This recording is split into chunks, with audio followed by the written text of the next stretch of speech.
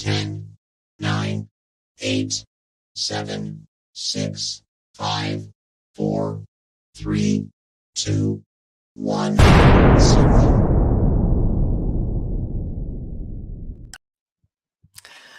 Hello, my friends, and thank you so much for coming to hang out with me on this day of February 22nd, 2024. And the withdrawal is real. It's real. Thank you all so much for sending me such nice messages. You were worried about me, wondering where I was, and having Melanie a little withdrawal. And I appreciate that so much. I actually was on vacation. I did tell you guys I was going away. And like I always say, if you want a lot of stuff to happen, go on vacation. And it worked. It worked because a lot of stuff happened. And this is the first thing I'm going to cover because all of this happened like yesterday and really mostly today was when this opposition dropped and some of this stuff that probably should be impounded but isn't is out there on Karen Reed. And Adam Montgomery was convicted today in the death of his daughter Harmony, which was no surprise to anyone, I don't think. Also, Ruby Franke and Jody Hildebrandt were sentenced. I will cover that soon. And I have been completely entranced, enthralled, and entertained by the Fani Willis hearings. Is anybody else watching that? Because no matter what side of the political aisle you're on, you will find it.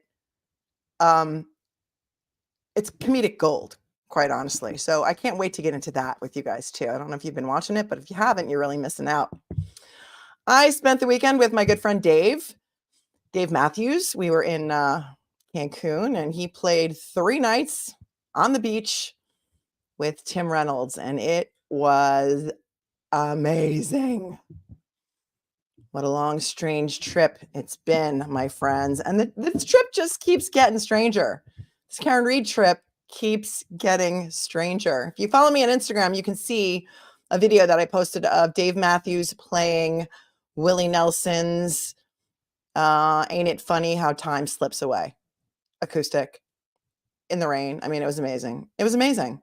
So much fun. Highly recommend if you ever have the opportunity to go see Dave Matthews in Cancun, do it. He does it every year, President's Weekend.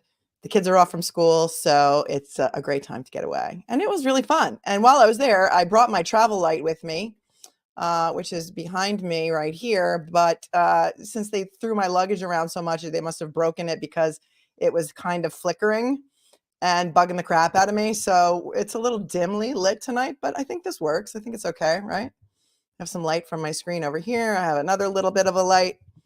And this will just be like a ASMR type relaxation stream tonight, although there's not a lot of relaxation here when we're talking about the Karen Reed cases there. So when I heard that the prosecution and the defense in the Karen Reed case had filed a joint motion, essentially stipulating to adjourn that hearing that was to be held on February 15th, and that was the day that I was getting on an airplane to go to Cancun, I thought, well, that's great. I mean, fantastic, because I would be in the airport when that hearing was happening, and I really want to hear them argue the motions. And of course, the judge is going to adjourn it, right? I mean, why wouldn't she? It's on consent. Well, no, she didn't. And she did have a hearing. It was a short hearing, about 15 minutes long. And we learned some stuff during that hearing, didn't we? Did you guys watch it? Because the audio was terrible. It was terrible. I was on the airplane and I had my headphones in and I had the volume cranked up all the way and I could not hear it. Couldn't hear it at all. But I think you guys probably watched it. And we learned some stuff. We learned that, the Google records haven't come in.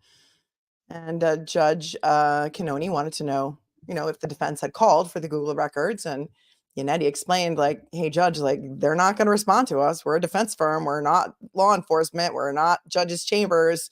We can't really pick up the phone and call Google and force them to comply with the subpoena. So the Google records are not in. Verizon sent the wrong records. And then what I found was interesting also when I was looking at the docket to see what other stuff was filed while I was away. The attorney for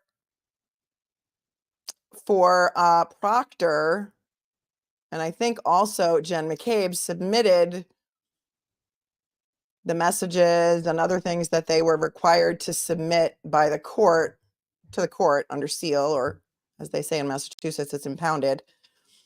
So we don't know what's in there, but I just find it odd that the attorneys are turning over this information directly from their clients, that it's not being sought out from the original source of the information. So I guess we're going to have to see what they turned over and whether it's accurate, and hope that nobody's not turning over all the stuff that they're ordered to turn over. So, nothing surprises me at this point in this case. So when I made the thumbnail tonight, I was a little ambitious and I thought, wow, we can go over both of these motions.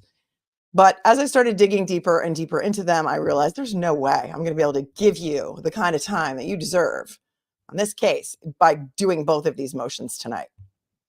So what I want to do is, because the motion to dismiss the indictment is going to be argued live on Monday at 2 p.m. in Dedham, Norfolk County Superior Court, I want to go over the motion to dismiss the indictment tonight, because the prosecution dropped their opposition yesterday. It was dated, today's the 22nd, right? Dated February 21st, and that was the day that the judge said that they had to submit their opposition by. And the defense gets to reply, but their reply is due tomorrow, and this motion is scheduled to be argued on Monday. Now, what I also find incredibly interesting or odd or strange about this motion is that the original motion filed by the defendant, which was filed all the way back in January, for those of you following along at home and reading all the documents on your own without me to explain them to you, we are referring to document 199, which was filed by the defendant on January 10th of 2024. That is defendant's motion to dismiss the indictments and memorandum in support thereof. That motion is impounded, and it is still impounded. But curiously enough, the opposition to that motion is not impounded, and that is what the Commonwealth filed yesterday. So that opposition is 49 pages long, and we're going to go over that tonight. But we can't go over the original motion because we don't have access to that. So we're going to have to kind of work backwards, because we're able to glean what the defense is arguing in their motion to dismiss the indictment by reading the opposition. And I'm not going to read it to you word for word, but there's a lot of new information in there. There's a lot of, I don't know how many of you read about it, but there's a lot of new information. Information about Aruba, information about an altercation at the elevator in Aruba, information about maybe a kiss that happened in the garage with Higgins. A lot of new stuff. And it's not impounded. So what do your spidey senses tell you?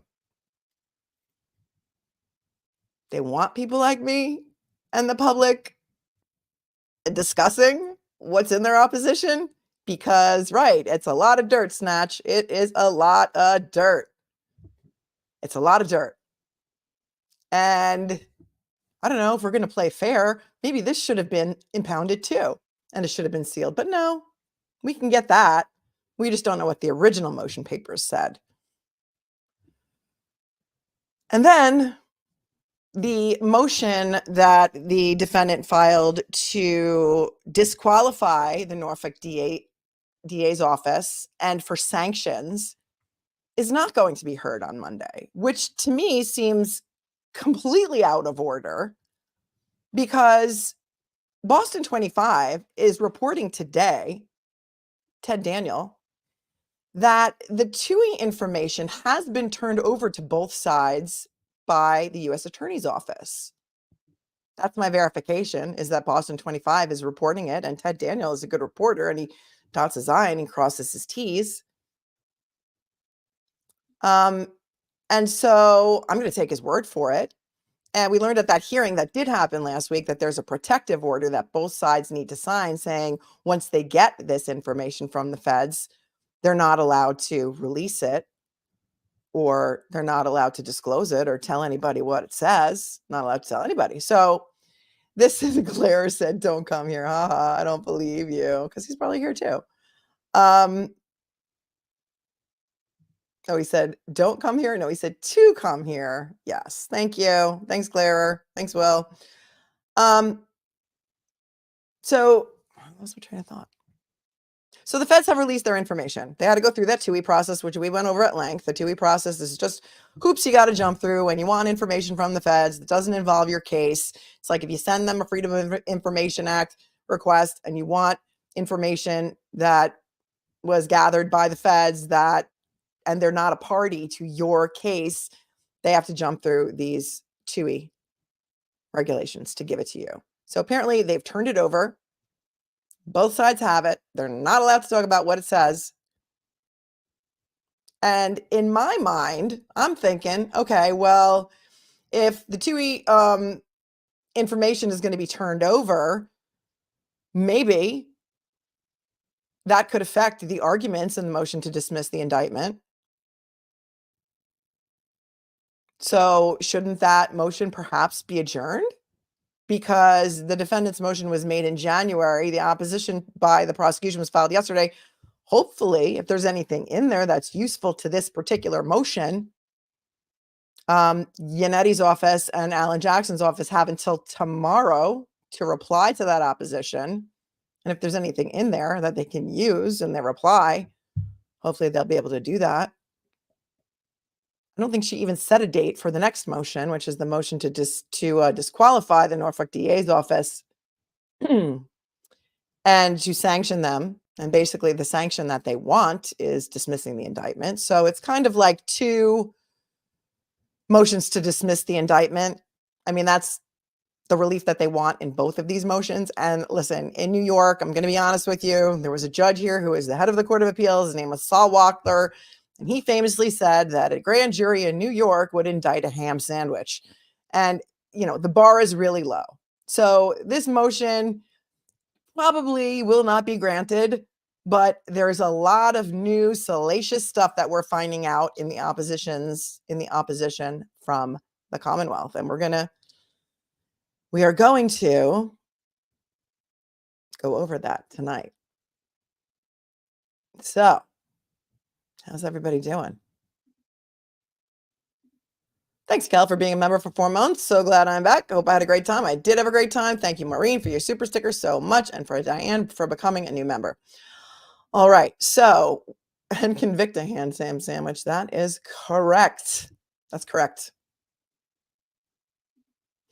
Somebody asked something about the court docket and why does it say on Monday's appearance that okay, here's what it says. I'll read it to you because I printed it up because I'm old school. I have to print everything up. I can't read it on my computer and highlight stuff. I need to have a physical document in front of me and I need to mark it up and I need to have the red pen out and I need to do all that stuff. So for the February 21st conference, that says the final pretrial, well, it says here, February 21st. Final pretrial conference scheduled on February 26th at 9 a.m. has been rescheduled. So the pretrial conference has been rescheduled. That is true.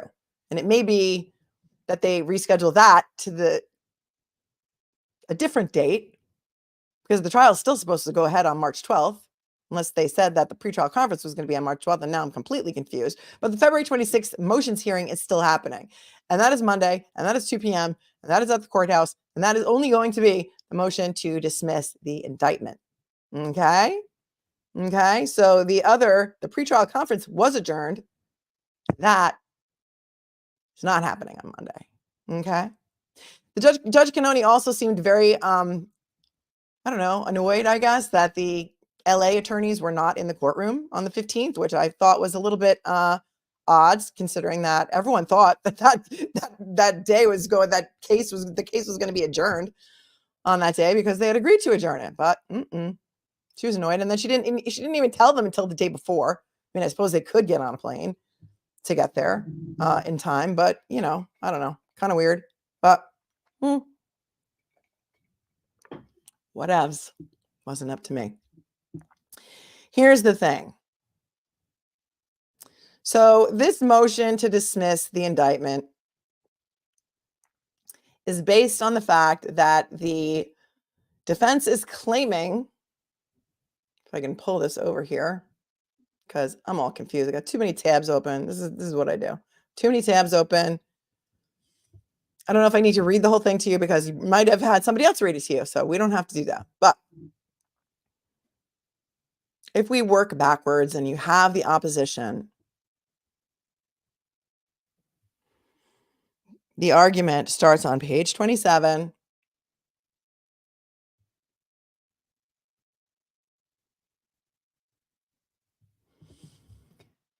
And I'm going to try and back into this for you. Apparently, the defense is claiming that the indictment of the grand jury that was held all the way back at the end of May. Okay. We learned in this motion that the grand jury was convened at the end of May of 2022. Okay. So remember, Officer John O'Keefe was killed on January 29th of 2022. Karen Reed was not indicted. The indictment from the grand jury was not handed down until June 9th of 2022. 5 months later. A little less than 5 months, 4 months and some days. So by the time all of the witnesses testified in front of the grand jury, it was a 14-day proceeding.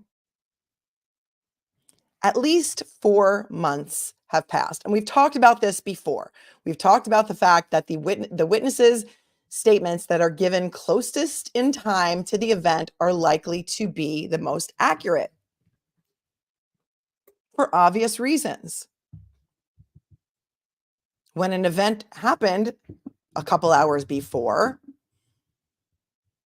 a witness's memory is likely to be more accurate. It just is. It's a fact. However, Karen Reed had been arraigned on February 2nd of 2022 in Stoughton District Court. And at that arraignment, she was charged with manslaughter, motor vehicle homicide by negligent operation, and leaving the scene of an accident with personal injury or death. That was February 2nd. So we're talking 31 days, 4 days post was the arraignment. The grand jury was not convened and did not start hearing evidence until May, end of May. It was a 14-day process. There were 42 witnesses who testified in front of the grand jury, and there were 56 exhibits. The grand jury transcripts encompass a total of 1,445 pages.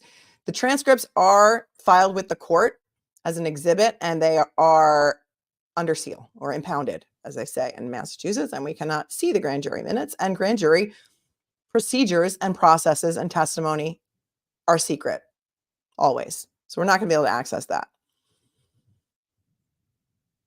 On June 9th of 2022, the defendant, Karen Reed, was indicted by a Norfolk County grand jury for second-degree murder. So they upgraded the charges to second-degree murder, manslaughter while operating under the influence, and leaving the scene of an accident causing personal injury or death. She was arraigned on those charges on June 10th of 2022. Got that? Okay. So on January 5th of 2024, the defendant, Karen Reed's attorneys, filed a motion to dismiss the indictments pursuant to the Commonwealth versus Odell. And you may recall that during that last hearing last week, Judge Cannoni kept saying, it's an Odell motion, right? It's an Odell motion, right?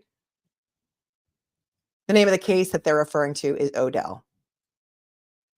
So what the motion, the crux of the motion that Karen Reed's attorneys are making is that the defendant is not challenging the sufficiency of the evidence to establish probable cause for the indictment, nor does the defendant challenge the sufficiency of the evidence that established her identity as the perpetrator of the murder. Rather, she is challenging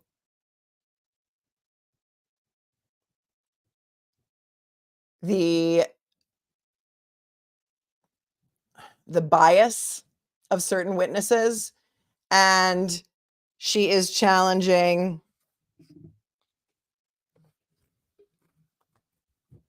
the integrity of the grand jury proceeding itself.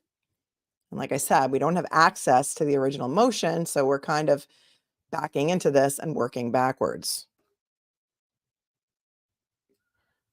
The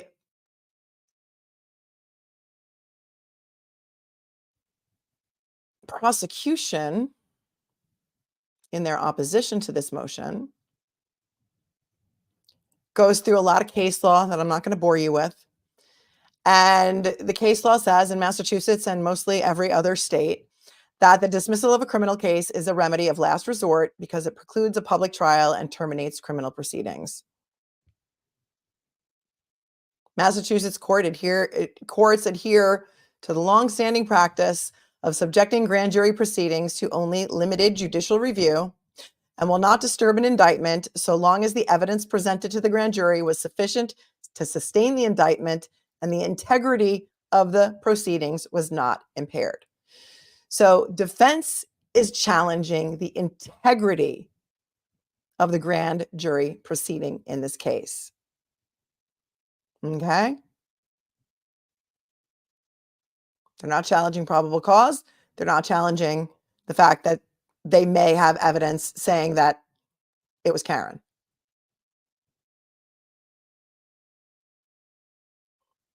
Generally, a court will not inquire into the competency or sufficiency of the evidence before the grand jury. There are two exceptions to this rule set forth in Odell. That's the case that she was referring to.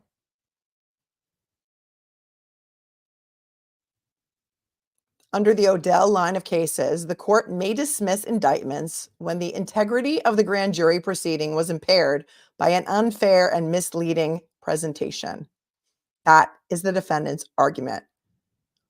It is also the defendant's burden to show impairment of the grand jury proceedings, and that burden is a heavy one. And it is. I'm going to be honest with you. It's a heavy burden because, like I said, grand jury can indict a ham sandwich. The defense is not involved in the grand jury proceedings at all. It is a completely one-sided case. The prosecution can call the witnesses that it wants to call, elicit the testimony that it wants to elicit, and in many cases, they don't elicit exculpatory evidence during grand jury proceedings. They're supposed to, but they don't always do it. Depends on the questions they ask, right? If they don't ask the question, they're not going to get the exculpatory evidence. Just like we heard in the U.S. Attorney's letter to Marcy, well, can't turn over what you don't have, right?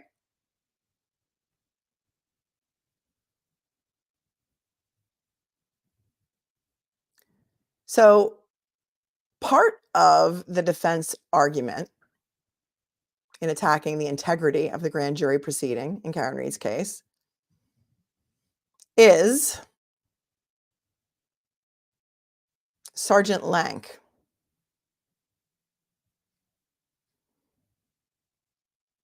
Unfortunately, my chicken scratch handwriting is not on the thing that I'm looking at on the screen, so give me 2 seconds.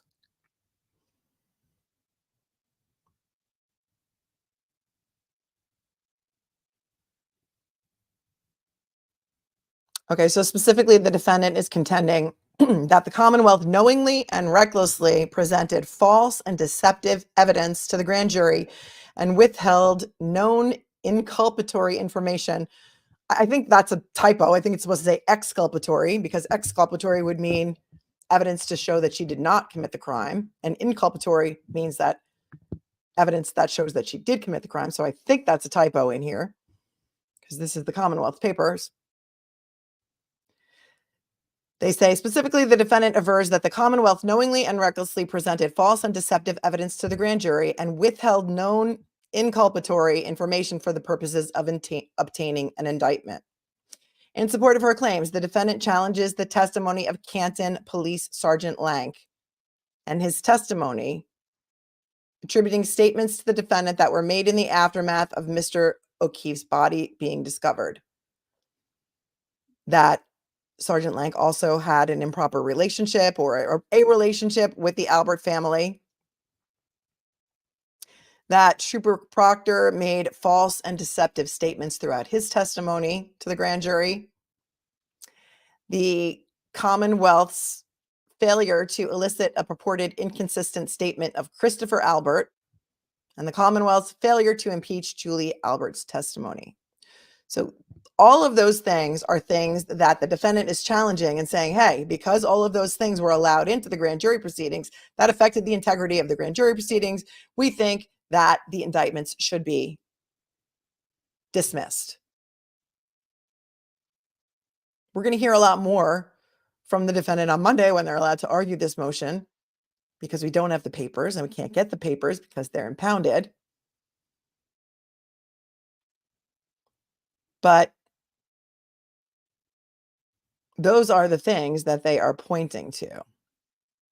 It also goes on to say that hearsay is completely admissible during a grand jury proceeding, and that even if we did admit things such as hearsay and, maybe perhaps Sergeant Lank did have a relationship with the family, and maybe, some things that he said about Karen Reed admitting guilt,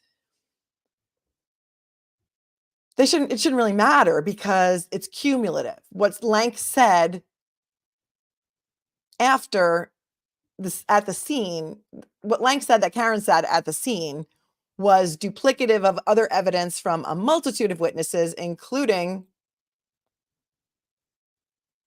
Jen McCabe, Carrie Roberts, and the recorded interview from Officer John O'Keefe's niece in regard to the defendant Karen Reed stating that she did not remember going to the residence on Fairview Road with the victim,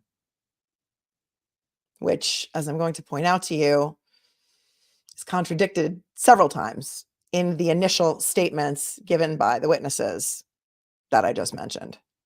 And because if you've been following this case, you've read all the documents too, you have the receipts, you've read the statements, you've seen the inconsistent statements by the witnesses, and you might take issue with that.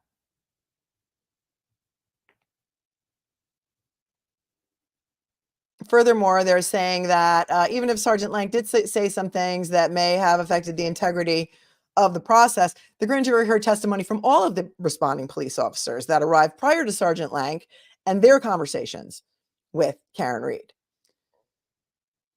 They are saying that Sergeant Lank's testimony, the defendant is saying that Sergeant Lank's testimony was hearsay. Guy says direct testimony, but they're saying no, that's not true, because he clearly said that he was relying on his memory of what was told to him by the other officers who got there before he did, and they all testified in front of the grand jury, and therefore, because of that, your indictments should not be dismissed. And also, by the way, they say, as to Sergeant Lank's supposed failure to disclose his relationship with the Albert family, nothing contained in the defendant's papers bears any remote relevance to the subject before this grand jury. At best, demonstrates a dispute or a fight from 20 years ago involving Sergeant Lank and two parties having nothing to do with this case. This is the first that I am hearing. I know a lot of you are a lot more familiar with this than I am. So they're referring to some fight from 20 years ago involving Lank that may show that he is biased in this case. Anybody know what that is? If you do, put it in the chat and hopefully I'm going to see it.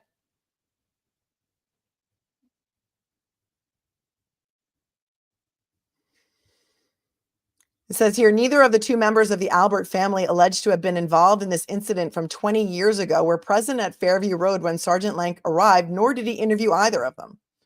Sergeant Lank performed initial interviews with some of the witnesses, all of whom were separately interviewed by the Massachusetts State Police and also testified before this grand jury. Apparently, the defense in their papers argues that Sergeant Lank self-deputized himself. He self-deputized and inserted himself into a situation 20 years ago, which the prosecution says bears no significance to his response to a dead body, which was well within his supervisory duties and responsibilities as a police sergeant. Prosecution goes on to say, despite the defendant's best attempt to construct a connection between this prior incident and this case, none exists, and the facts are entirely opposite. Sergeant Lank's role in this investigation was minimal at best. Further, every interview or action taken by Sergeant Lank in relation to this investigation occurred in the presence of another detective. What we know. Okay, here. Thank you. Thank you. Thank you. Thank you to Erica Diaz, who says they got in a fight with Chris Albert and he called Lank. Lank beat them up and arrested them. And the Lopolito brothers sued and won. Okay. So that's what happened 20 years ago, right? People, Leah Baker says, I've heard about Lank and Chris Albert. Hello, James Forbes. Right back at you. Deets on the streets. I like your name, and you are giving me the deets. Lank helped out Chris Albert, Colin's dad, Brian's brother. Big lawsuit towards the town afterwards. Okay. Guys, I love you guys, though, deets. John Monagle, Chris Albert got in a beef in a bar with the Lapolito brothers. Lank showed up and arrested the brothers. Canton was later sued by the brothers for false arrest. Canton had to pay out.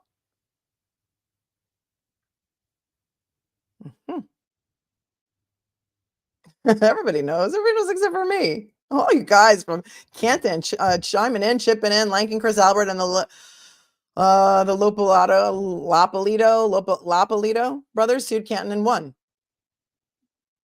And Lank and Chris Albert are friends. Okay, so yeah, so there's that. Not to mention that doesn't Kevin Albert, isn't he also employed by the Canton PD? The ties are very, very deep, my friends. The ties, it's tangled web we weave. The family tree roots are twisted at best. And, that's kind of like saying, well, just because the kid was a ring bearer in someone's wedding 20 years ago or 10 years ago doesn't mean they actually know each other. So there's that. So here, they're talking about the civil lawsuit that you guys just told me about. Thank you for that. Furthermore, in the civil lawsuit relied upon by the defendant, there were no adverse credibility determinations against Sergeant Lank or any findings of liability.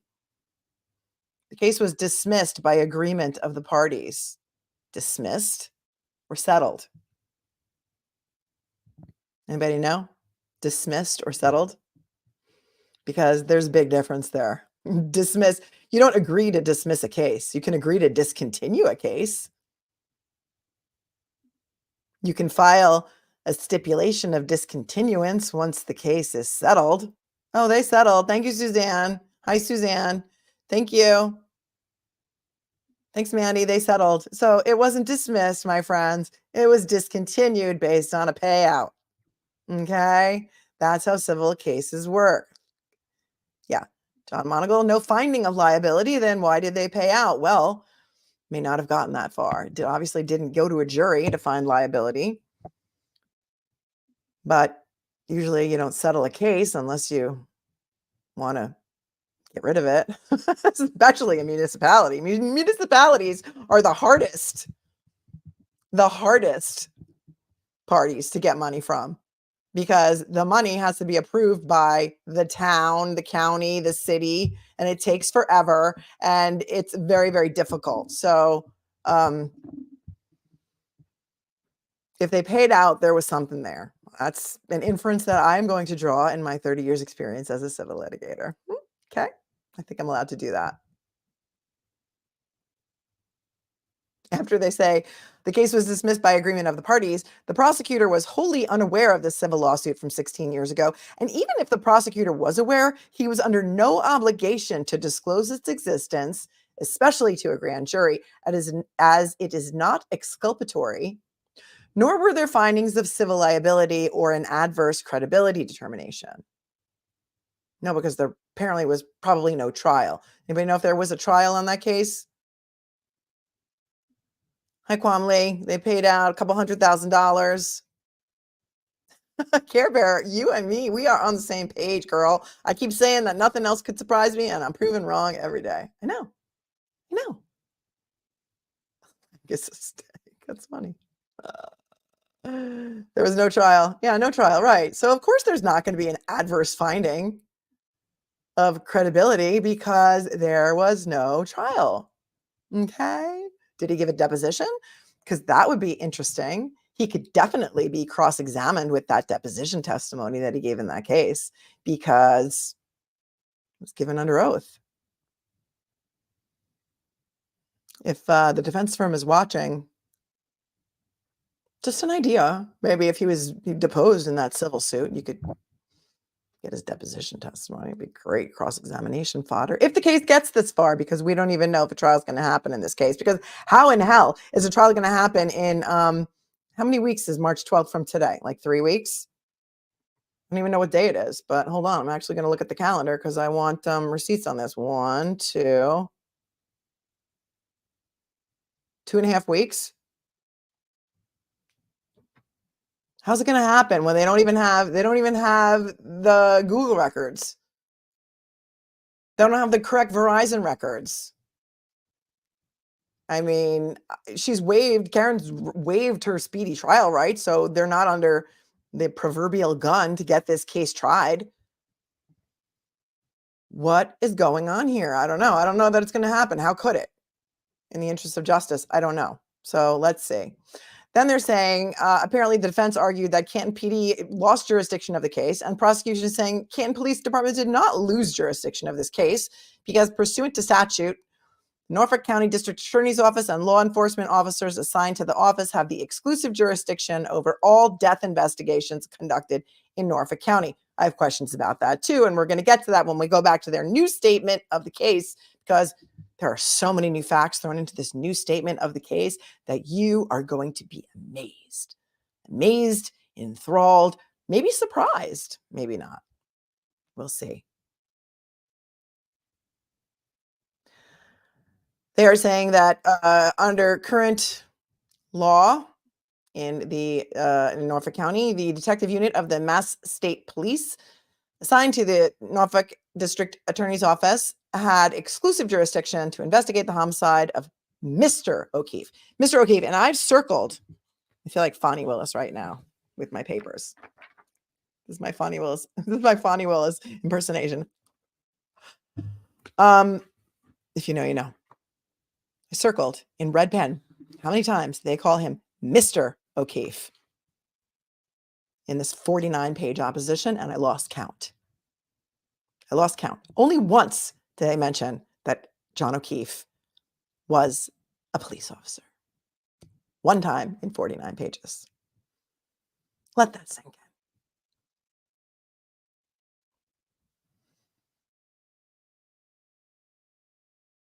So they're saying that they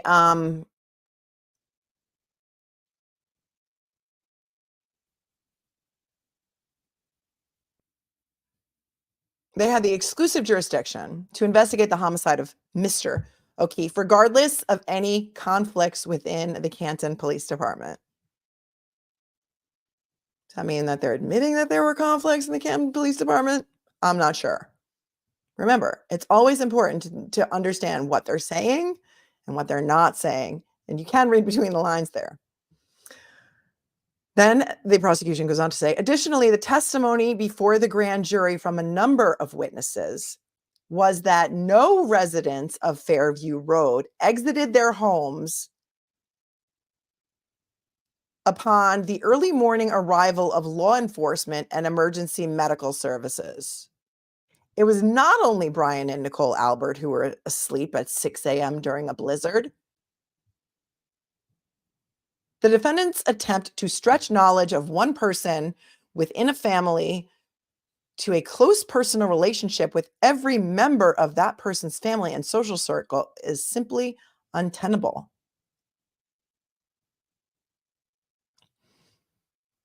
Okay, let's just rewind for a second. So No witness, nobody who lived on Fairview Road came out of their house. Is that what they're saying? Because they're not saying no residents of 34 Fairview. They're saying no residents of Fairview Road. All right, I got to pull this up and show it to you now. I wasn't going to pull it up yet, but this is like something that you got to see the receipt on, because what does that mean, my friends? What does that mean? So just give me a minute to move this over to here.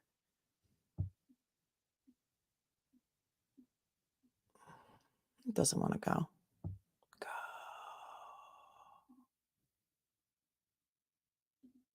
Oh, I did it.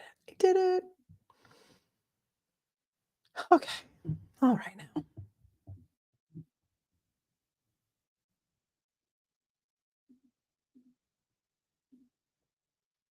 Okay. Here we are. This paragraph right here. I did not highlight this copy, so you're just going to have to bear with me and let me read it to you. Additionally, the testimony before the grand jury from a number of witnesses was that no residents of Fairview Road exited their homes upon the early morning arrival of law enforcement and emergency medical services. It was not only Brian and Nicole Albert who were asleep at 6 a.m. during a blizzard. The defendant's attempt to stretch knowledge of one person within a family to a close personal relationship with every member of that person's family and social circle is simply untenable. Yes, Kim. Yes, Kim. Who gave them the leaf blower? Who gave them the leaf blower and the solo cups? If nobody else on Fairview Road came out, did they live on a different road? Is this now going to be semantics? Are we talking semantics? There's a leaf blower out there for 2 hours. There's emergency vehicles. There's at least, I don't know how many cop cars, at least 3. Let's say they have their lights on, if not sirens. There's a fire truck, I think, showed up. There's an ambulance. There's Karen Reed screaming a bloody murder at the top of her lungs on the front lawn. And they're saying that no residents of Fairview Road testified. A number of witnesses testified in front of the grand jury that no residents of Fairview Road exited their homes. Not only Brian and Nicole Albert, who were asleep at 6 a.m. during a blizzard. Everyone else was asleep at 6 a.m. during a blizzard, too.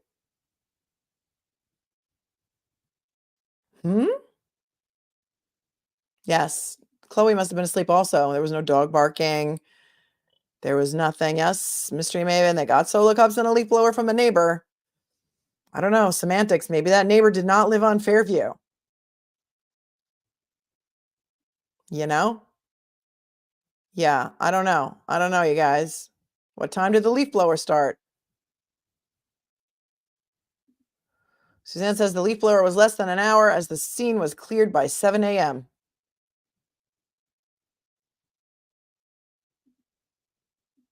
Tom Mom says, I always think sounds are louder when it's snowing. So they're trying to say it's not unusual that they didn't come out of their house because nobody else did either. Similarly, the supposed and close personal relationships between Trooper Proctor and all witnesses in this case is entirely unfounded and is a desperate creation of the defense.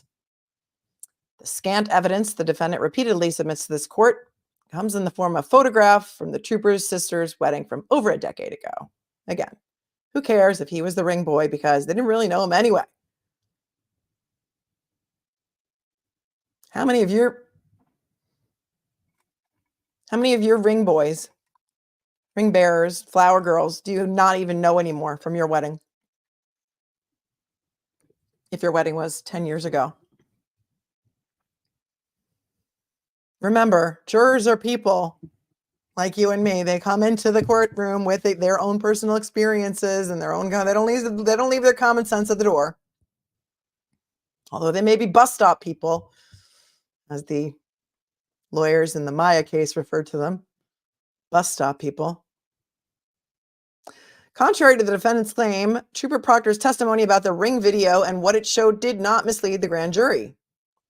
The entirety of the ring video was introduced to the grand jury, and they had the opportunity to closely examine whether the defendant struck the victim's vehicle and assess the evidence in its totality. Okay. So they showed that entire Ring camera video to the grand jury, apparently. We are now learning. The Ring video to which they are referring is the Ring video from John O'Keefe's driveway, where Karen is leaving in the morning and she backs into, allegedly, John's car, during which time the defense alleges she cracked her taillight. Because if you watch the video closely enough, it looks like she hits the car and the car moves. Apparently, Trooper Proctor gave some testimony during the grand jury that the defendant thinks is misleading. Hopefully, we'll hear what that is on Monday. And then it says here, the grand jury was also permitted to consider testimony about the conveniently missing portion of the Ring video, the defendant's access to the account, and the defendant's statement that she knew where the cameras were located inside the victim's residence. We're going to get to all that, but suffice it to say, I'm going to tie this up in a little bow for you. They're complaining that the Ring video from when Karen returned to the house after allegedly dropping John O'Keefe off at 34 Fairview, that Ring camera footage is missing of her coming back into the driveway of John's house. That's missing. And they're trying to say that they think that Karen is the one who deleted it. And here's what I'm going to submit to you. Here's what I'm going to submit to you. I'm going to come full screen for this for a second.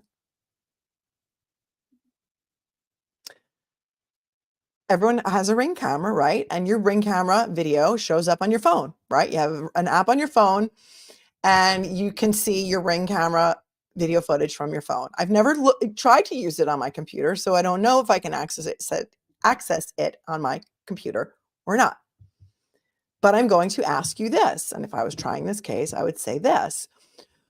Who had access to John O'Keefe's phone after his body was found? And for how long did that said person have access to John O'Keefe's phone? And why would somebody want to delete the video of Karen coming home that night if perhaps it showed her taillight intact? There, I said it. I said it. Why would Karen delete that video? Make it make sense. Somebody, anybody, make it make sense. Listen, I appreciate other points of view. I do. I appreciate them. You can come for me in the comments. I have merch that says that. I don't think I linked it yet. Come for me in the comments respectfully and debate with me. I'm not going to, go on Twitter and argue with twits. I'm just not going to do it. But give me a reason that Karen Reed would want to delete that footage of her arriving home. It helps her case that she got home at a certain time. We hear her on the phone. We can hear her heels clicking across the driveway floor. Who had access to John O'Keefe's phone and the Ring app on his phone, and who would want to delete that footage?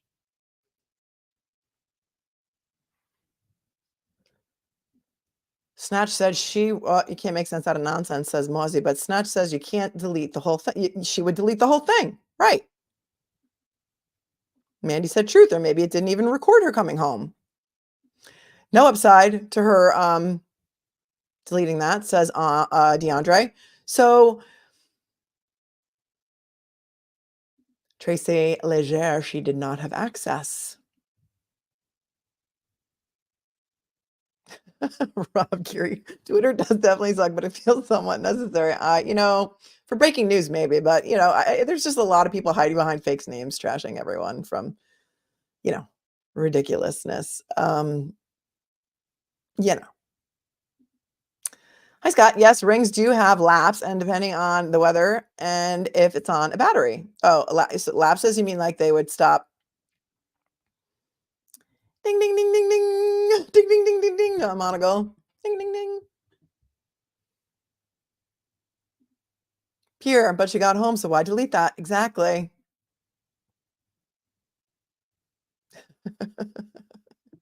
Darlene says, but be kind if coming at Melanie, just saying. Thank you. Thank you, Darlene. Thank you to my amazing moderators who are Many of them are retired law enforcement, so they do protect me. They do their best to protect me. We don't tolerate the trash talk and the cursey words and the nasty smacks. So be respectful, and we're happy to have you. And how would John's phone be under him if KR deleted that video? Joseph Sands, yes, but they're going to claim that she did it from the computer in the house. Debbie, it was John's house, so John's phone had the main app only. That holder can delete it. Interesting. Ding, ding, ding. Erin says, you are a genius. Thank you.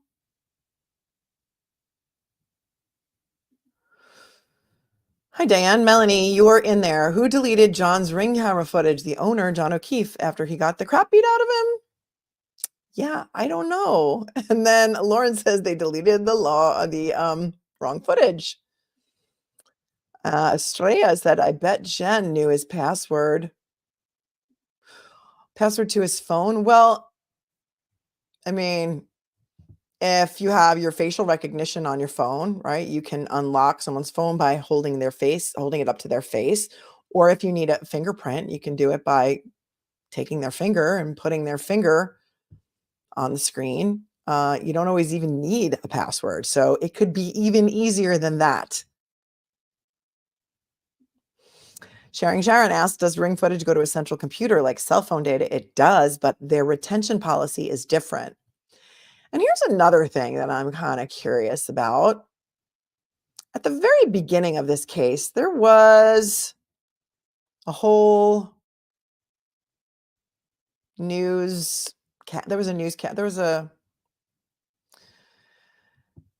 a report on the news. There was a report on the news. There was a report on the news right away when this case first was reported on, and it said that the Commonwealth had Ring camera footage of the actual accident. Does anybody remember that? Has anybody ever seen that? That's what they told reporters right away, that they had Ring camera footage of the incident of Karen hitting John. Where's that? It was never referred to again. Yes, Suzanne. Yes, they did. Right away. The day that this case was reported on, they told reporters that they had Ring camera footage of Karen hitting John.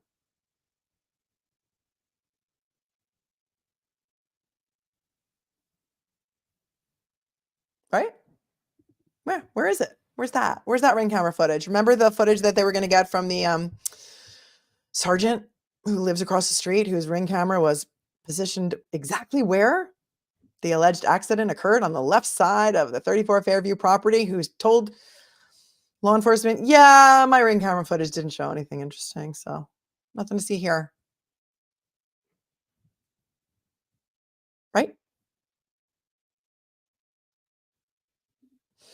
Thank you, Jack. W from Amazon's terms of service, removed content and user recordings may be retained by Ring to comply with certain legal obligations and are not retrievable without a valid court order. Well, nobody went and got a court order, did they? And who had the ability to get a court order right away? The Commonwealth.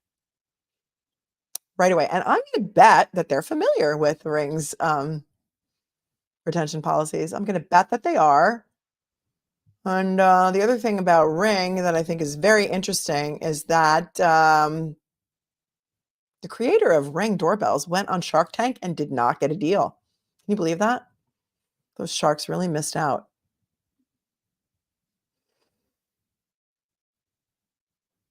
Okay. I'll take some opposition. Sure. Sons 107. Rumor has it the niece deleted it because she may have had someone over while John and Karen were out and didn't want to get in trouble. Okay. That's interesting. Somebody else said something about Diane. Ring camera from Deputy Chief. Nothing to see here.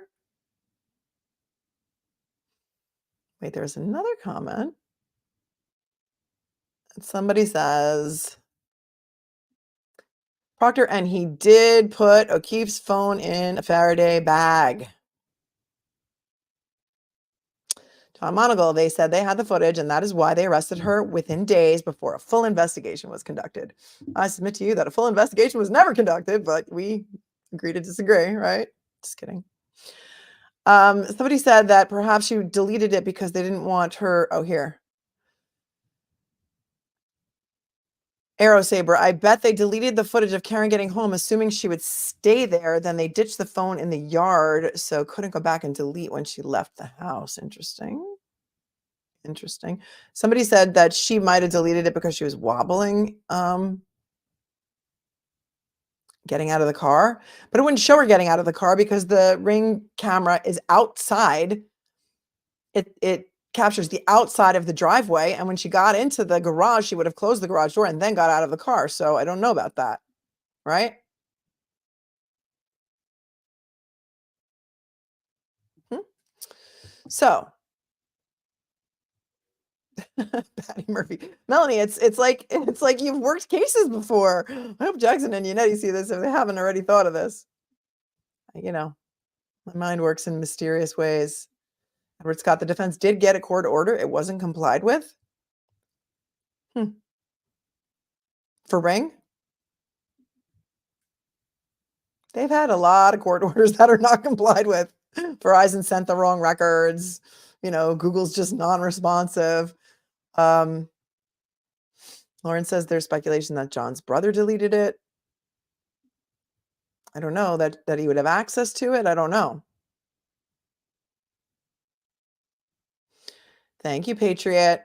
She was so genuinely upset upon discovering him in the yard that the last thing on her mind would be deleting footage. Yeah. Channel 5, that's what it was. Channel 5 reported Ring camera footage of the accident. Yes, they did.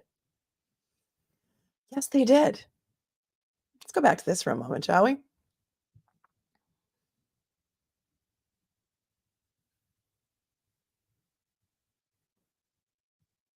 They go on to talk about the formal introductions of Christopher and Julie Albert, which we've gone over at length when we read their statements.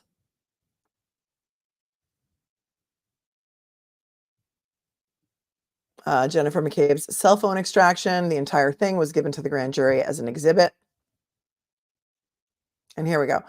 Julie Albert testified in front of the grand jury that she was informed of Mr. I have a red pen on that, on the one that's on my little table here, of Mr. O'Keefe's death by Brian Albert when she went to the residence on Fairview Road on January 29th to drop off a birthday present for her nephew, Brian Jr., sometime after 8 a.m. This was corroborated by her husband, Christopher Albert's sworn grand jury testimony that he learned of Mr.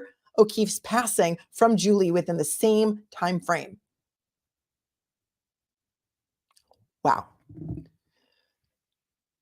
I have merch that says this too, okay? It strains credulity. That's another phrase that we learned from the Maya Kowalski trial. It strains credulity that she only found out that John O'Keefe was dead on Brian Albert's lawn because she went over there to deliver a present to Brian Jr. for his birthday after 8 a.m. That is when she found out. Nobody called her.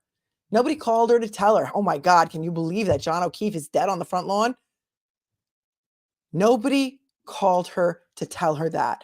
Brian Albert did not call his brother to say, holy crap, John O'Keefe is dead on my front lawn. Nicole Albert did not call her sister-in-law, Julie, to tell her that John O'Keefe was dead on their front lawn. The only way that they found out that he was dead was because she's dropping off a birthday present sometime after 8 a.m. Are you kidding me? It strains credulity. My opinion.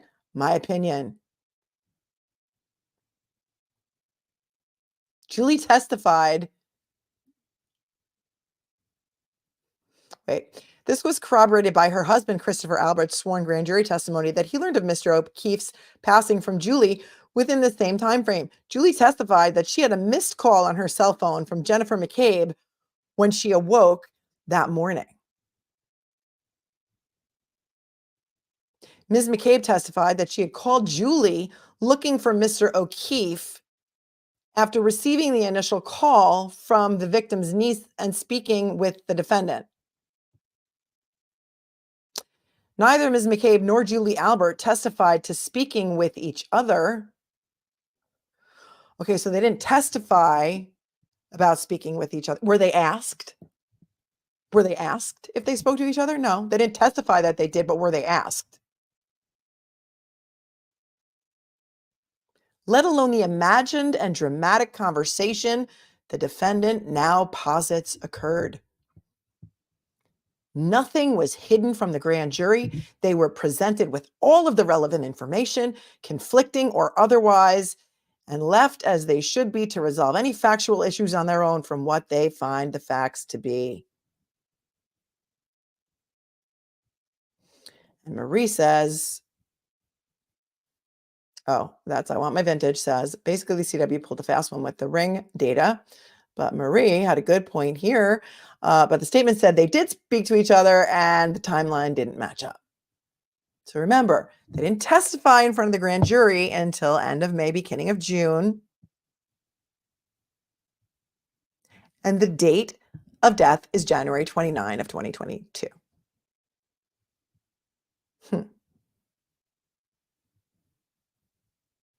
Somebody said, John, great question. So where's John's question? Let's see. John Monagle, why was she dropping off a birthday present at 8 a.m.? Doesn't she realize Brian and Nicole are not early risers and are deep sleepers? And yeah, what is it? What was it, Sunday morning? You're going to come up, right, in a blizzard. Yeah, Marie, in a blizzard. She drove over in a blizzard to drop off a birthday gift. That's great. You guys are great. And you wouldn't leave your common sense at the door either.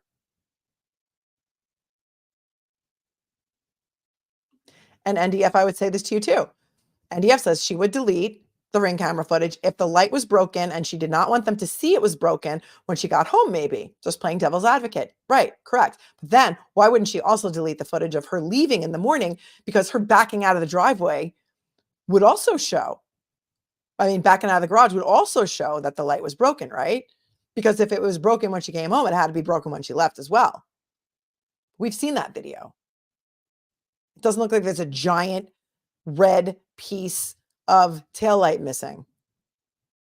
And I agree. That's what I thought too. I thought, well, maybe she would delete it if she came home and the taillight was smashed to bits like they're claiming and there was a huge piece missing. But then wouldn't she also delete the next morning footage? Right? Huh.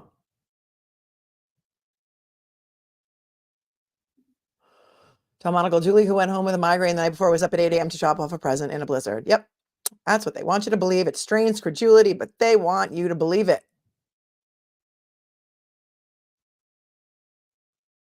Then they talk about the manner of death and how the manner of death should not be submitted to a grand jury. And therefore, it was completely proper for them not to say what the cause of death was or the manner of death, whether it be homicide, suicide, or accident. They're saying that was not improper. And yeah, we may have admitted some evidence that may not be admissible at trial that have to do with Karen's prior bad acts. But we're allowed to do that during the grand jury testimony. We're allowed to do that because we say so. And because even if it's hearsay, it's okay. And we can basically do whatever we want during the grand jury. And they may be right. The Commonwealth is not required at the grand jury level nor at trial to prove a motive for the murder. Thus, the defendant's motive or purported lack thereof is not an element to the crime charge.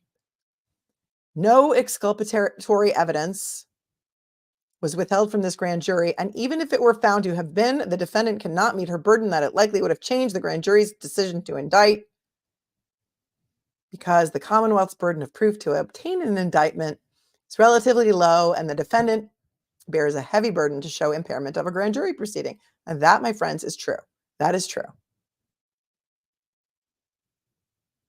The defendant complains that the Commonwealth attempted to besmirch the defendant in some manner and fabricate problems within her relationship with the victim as a motive for murder by introducing testimony about an incident 4 weeks prior in Aruba. Yet the defendant avoids mention or challenge to the venomous voicemails she left on the victim's cell phone, as well as the evidence of other issues in their relationship, including the defendant's recent, spoiler alert, recent romantic entanglement with Brian Higgins in the weeks prior to Mr. O'Keefe's death.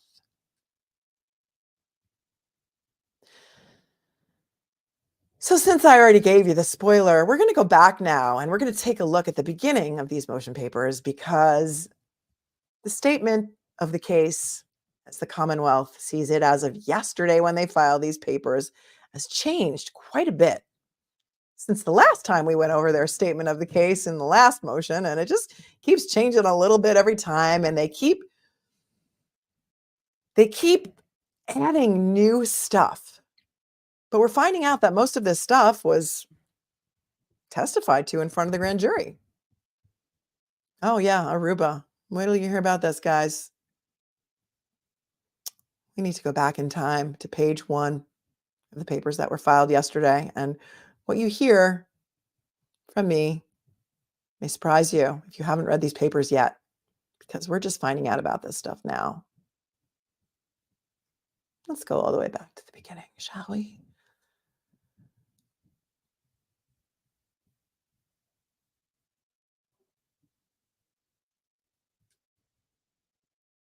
And we're going to go back to the statement of facts that starts on page 1 of the Commonwealth's opposition to defendant's motion to dismiss the indictment.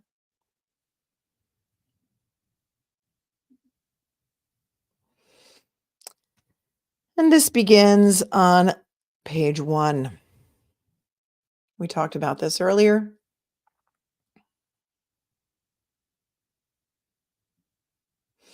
And this is just the basics. We've gone over all the basics before, but I'm going to really point out some of the stuff that we haven't seen before. We don't need to go over everything that we've heard 100 times, but it's fun to go over it with you. So yeah, is there a playlist for this case? Yeah, there is, Kirsten. Hi, Kirsten. There is. I do have a playlist for this case. I don't know how many videos I'm up to yet, but a lot. There's a lot of videos. Okay. Yeah, Scott, I believe that you are correct with this. Scott says, Scott McGinnis, DA Marcy, and Judge Beverly Canoni have no choice but to go forward with this case. They are cornered and they can't turn back now. Yes, I think so. All right, here's the new statement of the facts as filed yesterday, February 21 of 2024. Get ready, kids, buckle up, and maybe go make some popcorn. Do you want me to give you a minute to make some popcorn? If you come back, you can just press play and speed it up so that you can catch up. On January 29th, 2022, at approximately 6:04 a.m., the Canton Police Department received a 911 call from a woman reporting a male party, subsequently identified as the victim, John O'Keefe, found in the snow outside 34 Fairview Road. We've actually listened to a tape recording of that 911 call made by Jen McCabe, where she says, "There's a man passed out in the snow. There's a man passed out in the snow at 34 Fairview." She's known the guy for 10 years. She's good enough friends with him to call him 17 times between midnight and 6 a.m. the morning he was murdered. But she says, there's a man passed out in the snow at 34 Fairview. Doesn't say, my friend, John O'Keefe, who's a Boston police officer, it looks like he could be dead on the front lawn of my sister's house.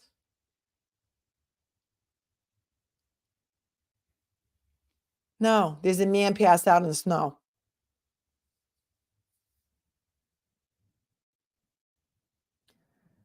At the time of the 911 call, there was an active blizzard occurring with heavy snow, and the temperature was in the teens. Officers Saraf and Mulaney of the Canton PD were dispatched, along with Canton Fire and EMS. Officer Saraf was the first officer to arrive on Fairview Road and observed 3 females waving at him from the front yard area of 34 Fairview Road.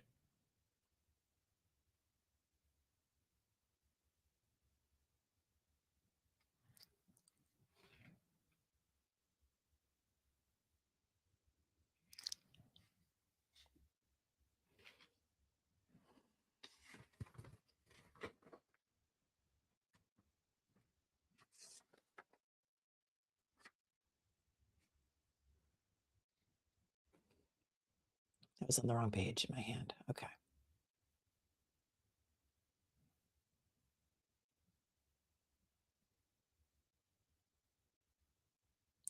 Officer Saraf's cruiser camera footage captured his arrival and depicts the weather and visibility conditions during the emergency response.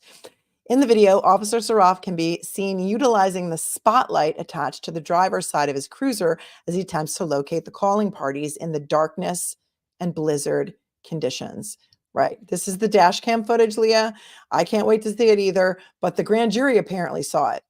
They saw all of the dash cam footage of Officer Saraf. So footnote number 1 here says that the statement of facts to which we are reading right now is summarized from the 14 volumes of grand jury minutes. The Commonwealth incorporates all transcripts and exhibits from the voluminous grand jury presentation into this opposition. So this is, it seems that they're using only the grand jury minutes and testimony for the opposition to this motion. So we're going to see what was testified to, who testified, what the grand jury was shown, what exhibits they looked at. And we're going to learn some new information here.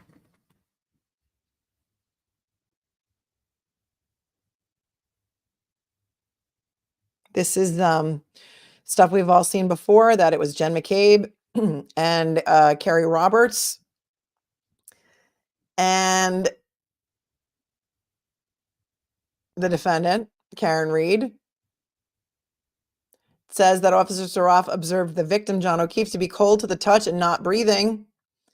I think we had some discrepancy in that. One of the documents that we reviewed the other day where it said that he had breath sounds. So this is a little bit conflicting, I think. He returned to his cruiser to get his defibrillator. However, at this time, Canton Fire and EMS took over. Paramedics transported Mr. O'Keefe. I think that's the first Mr. that I circled, to Good Samaritan Medical Center in Brockton, where he was subsequently determined to be deceased by Dr. Justin Rice. They arrive at 6:04. He's transported to the hospital, and he's not going to be pronounced deceased until approximately, we're going to get to it, but I think it's 7:50 a.m. because you can't pronounce until the body is warmed up, and they had to warm up his body, and he was apparently suffering from hypothermia.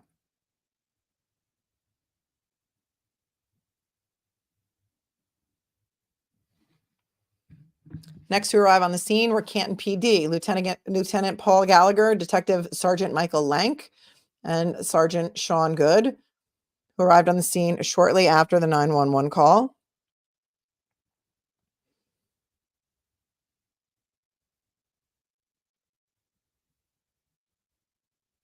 And then they go on to say what Lank did. He talked to Jen McCabe briefly. While on Fairview Road, Sergeant Lank, accompanied by Lieutenant Gallagher, spoke briefly with Miss McCabe. That was what? He got there at 6:24 a.m. So 6:24 a.m., he speaks to Jen McCabe after she talked to at least 2 other police officers, because we've been over all of those statements. And then subsequently at approximately 9 a.m., Sergeant Lank was contacted at the Canton police station by Miss McCabe and returned to the residence to speak with her further, because she called the Canton PD and said, oh, you know what? Could you come back? Because I don't know if the other police officers wrote this down, but I forgot to, I think I told them, but I don't know if they wrote it down, that Karen was saying while she was here, she was screaming, I hit him, I hit him, I hit him. And so I just want to make sure that that's in your report. In what world does that ever happen? Anyone? Bueller? Anyone? In what world does that ever happen?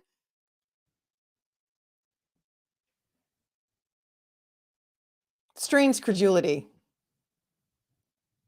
Come on back, unless everybody's buddies.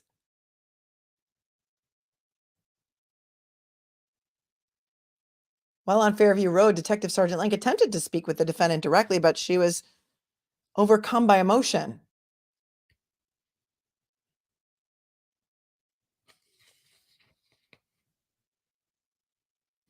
Detective Sergeant Lang spoke with fellow Canton officers who had the opportunity to speak to the defendant prior to his arrival on Fairview Road.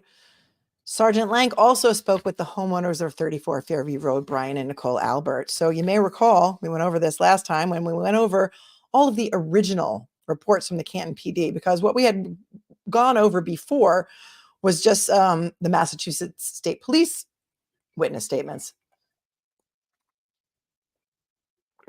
And we learned when we got a hold of the Canton PD reports, who were first on the scene, that Lang actually did go into 34 Fairview to talk to Brian and Nicole Albert while he was there. They never came out, but he went out, he went in and he talked to them.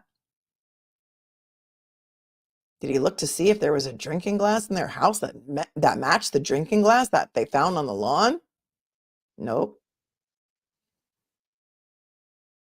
Did he look around to see if there was any evidence of a fight, being that the guy, Officer John O'Keefe, looked like he had been beaten by Mike Tyson?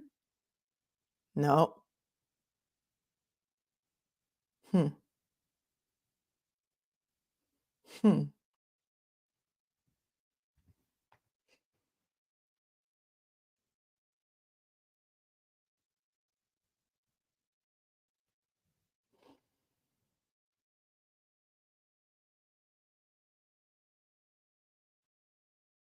Following the victim's transport to the hospital, Canton Police Lieutenant Paul Gallagher, Sergeant Lank, and Sergeant Good searched for any physical evidence in the mounds of snow surrounding the immediate area where Mr. again, O'Keefe was located.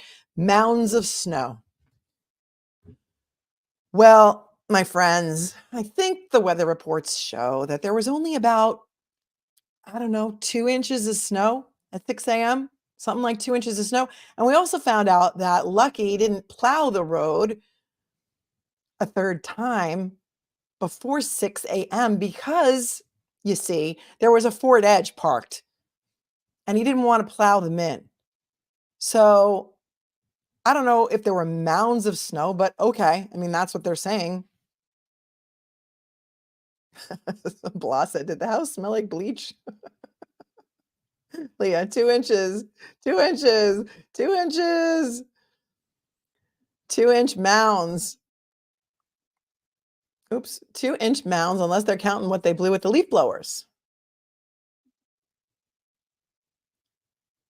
Well, yeah, maybe. I mean, yeah, maybe. Let's see. Um, Pieces of a broken cocktail style glass and multiple patches of red that appeared to be blood were discovered. Okay. We went over the Canton PD original report, and it nowhere does it say cocktail glass. It says drinking glass. It says drinking glass. But you're going to find out that a couple days later, when they go to get the surveillance footage from the waterfall bar, that there's surveillance footage of Officer John O'Keefe walking out with a cocktail style glass. So when did the drinking glass become a cocktail style glass? Because I would submit to you that as a police officer, the details that you write down on your report are very, very important, aren't they? So I would submit to you that a drinking glass is a different style of glass than a cocktail glass. So when did it turn into a cocktail glass? Okay. Canton officers secured the glass as evidence and obtained 6 blood samples from the snow. Doesn't say they obtained the blood samples in red Solo cups, right? No. They secured the glass as evidence and obtained 6 blood samples from the snow. You know what they didn't secure? The scene. They didn't secure the scene. They didn't rope off the scene with any crime scene tapes. In fact, the original Canton PD report says no crime involved.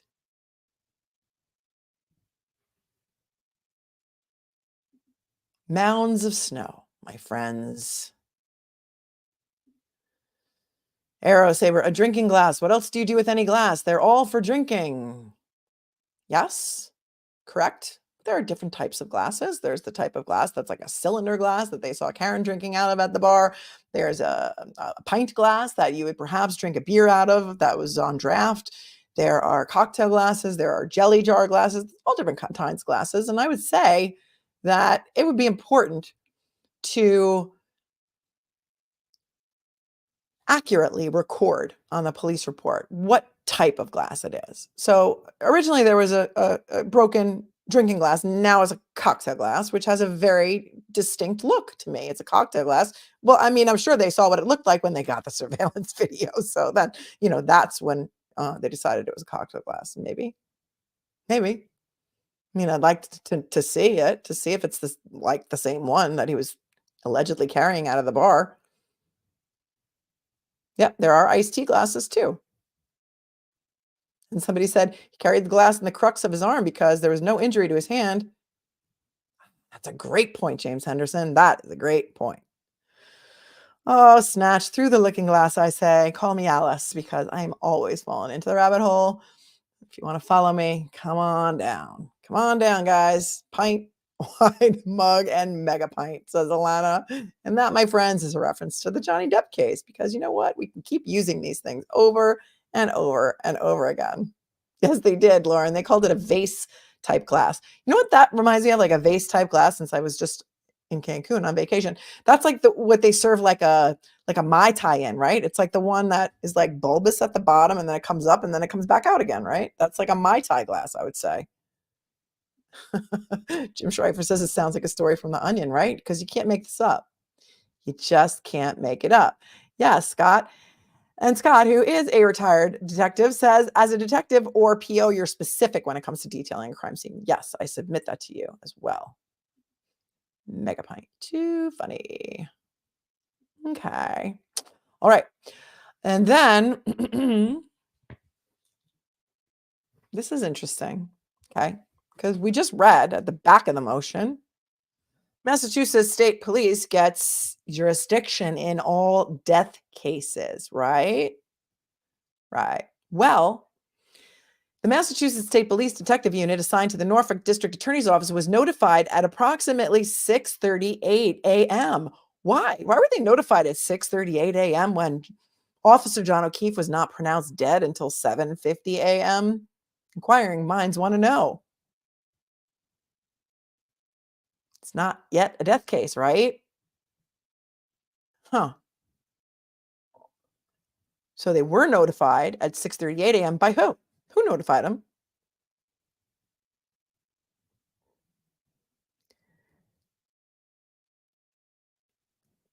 Who notified them?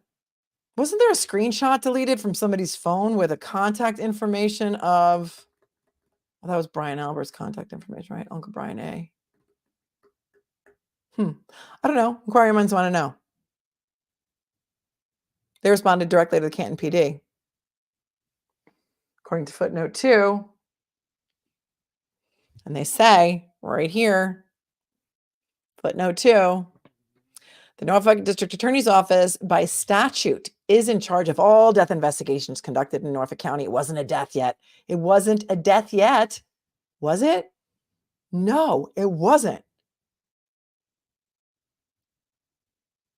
But they were notified at 6:38 a.m. regardless. Trooper Proctor and Sergeant Yuri Buchanek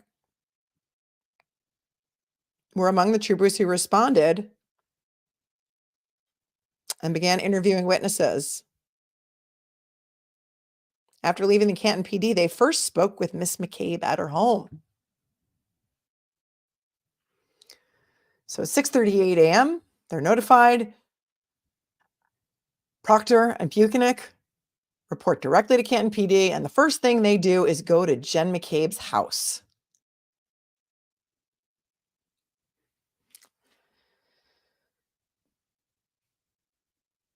Miss McCabe indicated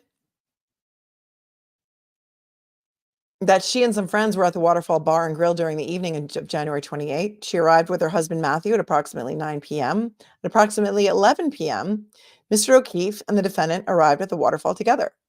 Ms. McCabe stated that Mr. O'Keefe and the defendant have been in a dating relationship for approximately 2 years, and that the defendant stayed at Mr. O'Keefe's house most nights. Ms. McCabe observed the defendant walk into the bar holding a glass cup from C.F. McCarthy's with a clear liquid inside that she believed was a vodka soda drink. The defendant had entered the waterfall with the glass inside her coat. Mr. O'Keefe and the defendant had been at C.F. McCarthy's, a bar across the street from the waterfall, prior to coming into the waterfall. Ms. McCabe observed Mr. O'Keefe to be wearing a baseball hat, jeans, and sneakers. She stated that the defendant and the victim appeared to be in a good mood and did not observe any arguing between the two throughout the course of the evening. She further described the atmosphere within the bar as friendly, with no arguments amongst any of the patrons.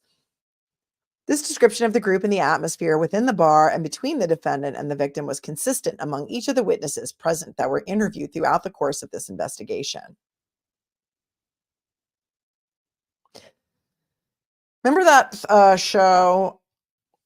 What was that on? Was it on Sesame Street or was it on Zoom where they used to sing, "One of these things is not like the other. One of these things just doesn't belong. Can you tell me which thing is not like the other before I finish my song?" I never said I was a singer, but what's missing, my friends? What's missing from this?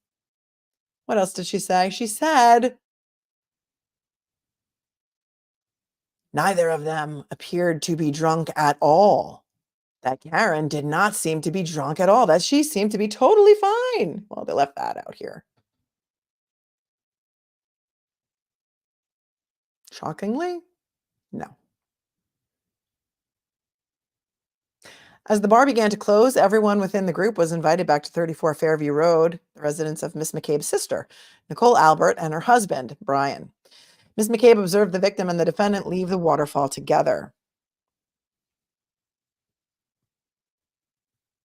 There's a lot of discrepancy here. Okay? Because some witnesses say, including Jen McCabe, that she didn't invite them until she got in her car and texted him. But they're going to go with the story that everyone was invited to 34 Fairview as the bar began to close inside the bar. A lot of discrepancies here, a lot of fodder for cross-examination. But again, you don't get to cross-examine anybody in front of a grand jury because the defense is not allowed in.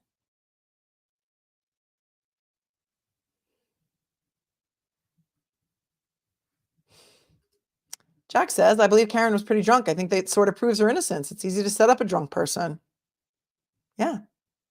But they said that she wasn't. They all said that she wasn't drunk. That's what they're leaving out here. And we know that because we've been through every single witness statement. Holy crap. We've been there. We've seen it. Oh, Brian, thank you, Brian, for helping me out today with some documents. If you guys are not subscribed to Brian at LTL True Crime, please go do that now. He's LTL True Crime on YouTube, and he is my buddy, and he's awesome. And thanks for the 10 spot, my friend. Finally, an expert that can break this all down for us. Thank you. Diane G, thank you for your super chat. Melanie, I typically don't get along with New Yorkers. I like your S. I don't cuss, but I'm going to say Boston fan. Oh, are you a Bruins fan? Oh man, the Rangers game is over. I don't even know if they won, but they were winning. So I don't know if your Bruins are playing tonight or if they're winning, but I'll root for you guys too until the playoffs. Okay, how's that? Monica, thank you for your super chat. I concur with Brian. LTL, thank you for leading your tropical vacation with Dave Matthews to break this all down for us. I know this kind of dropped at a good time because I was just flying in yesterday. It was really amazing. Hi, Stephanie. Thank you for being a member for a month. More chance of dismissal from this or DA sanctions. Ooh, we'll get there later. I don't think this is an argument that's going to have the case dismissed because the bar is very, very high. And I don't think they're going to be able to do it this way. But they may be able to DQ the DA, which is what the other motion is. And we'll see about that because we'll go over that motion tomorrow because we can't do it all today. But for that motion, I have both sides. So they're not going to argue that motion on Monday. So I figured this was a little more time sensitive and we would get to this today. Hi, Suzanne. Thanks for your super chat. A 1983 lawsuit has been filed in the past month against Canton on behalf of the Canton Nine. That's interesting. Section 1983 is a violation of civil rights, for those of you who don't know. And yeah, there's going to be a lot of lawsuits dropping, I have a feeling, against them. Thanks, Jamie, for becoming a member, and Scott for being a member for 1 month. Crime scene was never declared or secured. Yard was wide open all day. Taillight pieces, some of them found 12 hours later by MSP cert suspect. Wait, it gets better. We're going to get to that part. On to your seats. Thanks, Casey, for your super sticker. Appreciate you. Lisa for becoming a new member. Miss Bell 1388, thanks for your super chat. Says, where's the other 3.5 pints of blood? Yeah, they only collected a couple of drops. James Henderson, thank you. I appreciate you and your super sticker. And Elisa, thanks for your super sticker. Only thing that makes sense, werewolves and vampires. Yep, I think we're getting there. Kyle, thank you for your super sticker. Attorney Little, you are so hot. I would fight a German Shepherd and be Hot Dog Waters dentist just to have you back. Okay, that's very amusing. Thank you, Kyle, for that, and for paying the $5 so that I would even say that out loud. That was a smart one. Scott, again, coming in with the 10 spot. All this to do about the bar activity is meaningless. Simply the CW trying to paint drunk Karen Reed. It's a shell game to divert the attention from the actual crime scene, the inside of 34 Fairview. Thank you. And as we go on, my friends, I think you are going to find Scott's statement to be all the more perhaps accurate. Don San Juan, thank you for your 20 spot. Thanks for your continued takes on this case. After the news spin today, I'm concerned the feds didn't give up as much gold as we'd hoped for. Seems Norfolk County DA is doubling down. Do you think the motion to dismiss has a chance? Well, let's finish up with this, and then I'll give you my thoughts. I don't know. It's a very high bar to reach, and it depends on what the feds found out, because that may be a better route to getting the case or the indictment dismissed. It may have to be dismissed based on what they found out, but we just don't know what it is because there's a protective order. Thanks, Miss Bell, again, for coming in. 6 drops of blood versus 3.5 pints. Yep. It's crazy time. It is crazy time, my friends, and we are here for all of it. Okay. Miss McCabe observed them leaving the bar together. As Ms. McCabe was arriving in her vehicle, she received a text message from Mr. O'Keefe saying, where to, at 12:14 a.m.? This is all stuff that we've heard about before. 12:18, John O'Keefe called Jen to ask more specifically where the house was located on Fairview. Ms. McCabe indicated to Mr. O'Keefe over the phone that the house was near his niece's friend's home, whose mother the victim used to date. Wait, that's new information. John O'Keefe used to date the woman who is the niece's friend? Hold on a second. When did that come in? Ms. McCabe indicated to Mr. O'Keefe over the phone that the house was near his niece's friend's home, whose mother the victim used to date. I didn't even pick that up on my first reading. Anybody ever hear that before? Yeah, thanks, Scott. Please put your own DNA on the like button. We would greatly appreciate that. It helps push the stream out, helps the channel. Kel said, what? Lauren says, Kerry back in the day. Is that who they're referring to? His niece's friend's home. Darcy says something new. John Monagle says it's all distraction. Who cares who's dating who? Yep. But yeah, it's weird. Why are they just... Okay, somebody said, yes, forget her name, but common knowledge. All right, but this was not in any of the witness statements that we went over. This was something that apparently she testified to in front of the grand jury. So she's adding a lot of details because she said 4 months to paint a picture. While inside the residence following her arrival there, Ms. McCabe observed a black SUV consistent with the defendant's vehicle, a 2021 black Lexus SUV, arrive in front of the residence from her vantage point at the front door of the home, except for, but, she's no good with cars. Remember that witness statement? I'm no good with cars. I couldn't tell you what kind of car it was. I'm no good with cars. But now it's the exact same black SUV that Karen Reed drives. Ms. McCabe then texted O'Keefe at 12, Mr. O'Keefe again, I've circled that in red pen, 12:31 a.m. stating hello, and again at 12:40 a.m. pull up behind me, referencing her vehicle's parking spot within the driveway to the home, located on the right side of the property.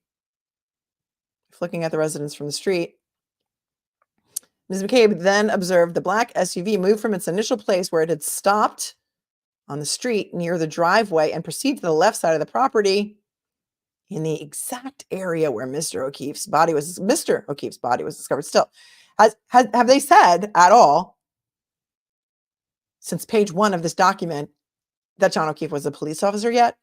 No, they haven't. They haven't said that yet. I'm going to tell you that in New York, because that's where I'm from, in New York, when a police officer is found dead, we move heaven and earth here to get to the bottom of it.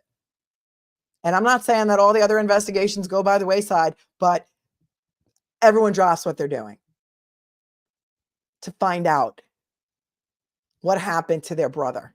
Okay. That's the way it's supposed to work. And it didn't work that way. And that's really sad. And it should shock you. It's horrifying. Okay. Bring you back to the document now.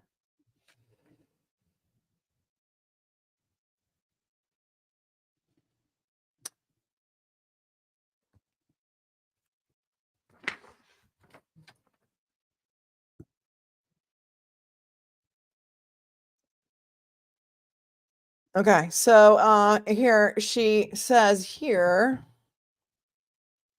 12:45 a.m., Ms. McCabe texted Mr. O'Keefe again, hello, and then observed the black SUV drive away from the home. So she is saying that they drove away after 12:45 a.m. when she texted hello. We're going to see if this timeline tracks, but I think there's some problems with that timeline, because I think other evidence shows that Karen was home before 12:45 a.m. Okay. Then we're going to jump to 4:53 a.m. Approximately 4:53 a.m., Ms. McCabe received a phone call from the victim's juvenile niece at the defendant's direction. Ms. McCabe answered the call from the victim's niece, spoke to her briefly, and the niece then handed the phone to the defendant. The defendant sounded distraught over the phone, and the defendant decided to drive herself over to Ms. McCabe's home. Okay. Let's just stop there. The defendant decided to drive herself over to Miss McCabe's home. Anybody know what's wrong with that statement? Didn't she initially say she told Karen to come over to her house?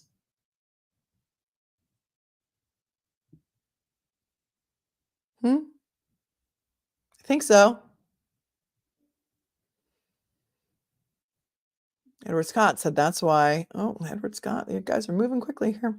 That's why Proctor deleted J.O.'s ring cam. The time she got home didn't fit. Maybe. Marie says we know that 12:45 is a lie.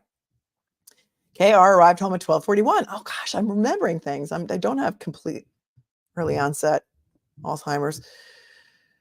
And that is a huge tell right there. Times on texts are accurate. Oh, no, they're not, Marie, because the time on Google searches isn't accurate. They're not accurate in this case, but they're accurate in Brian Walsh's case, but they're not accurate in this case. So, I mean, how can we trust the timestamp on anything?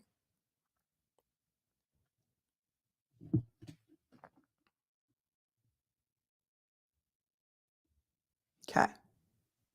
So allegedly now, when she's testifying in front of the grand jury, she's saying that Karen decided to drive herself over to Miss McCabe's home after that 4:53, approximately 4:53. Well, is it 4:53 or not 4:53? You've got the phone records, right? You've got Karen's phone. I mean, you 4:53. I mean, approximately.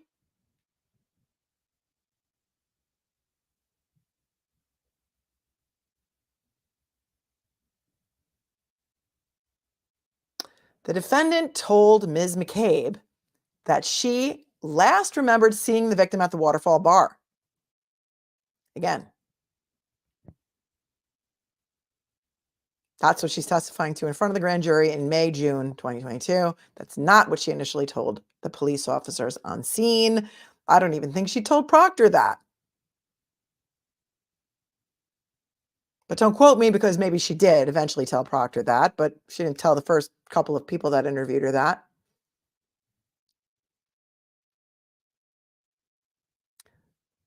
Ms. McCabe informed the defendant that she observed the defendant and the victim leave the bar together. Ms. McCabe also later informed the defendant that she had seen the defendant's vehicle in front of the home on Fairview. But she's not good with cars.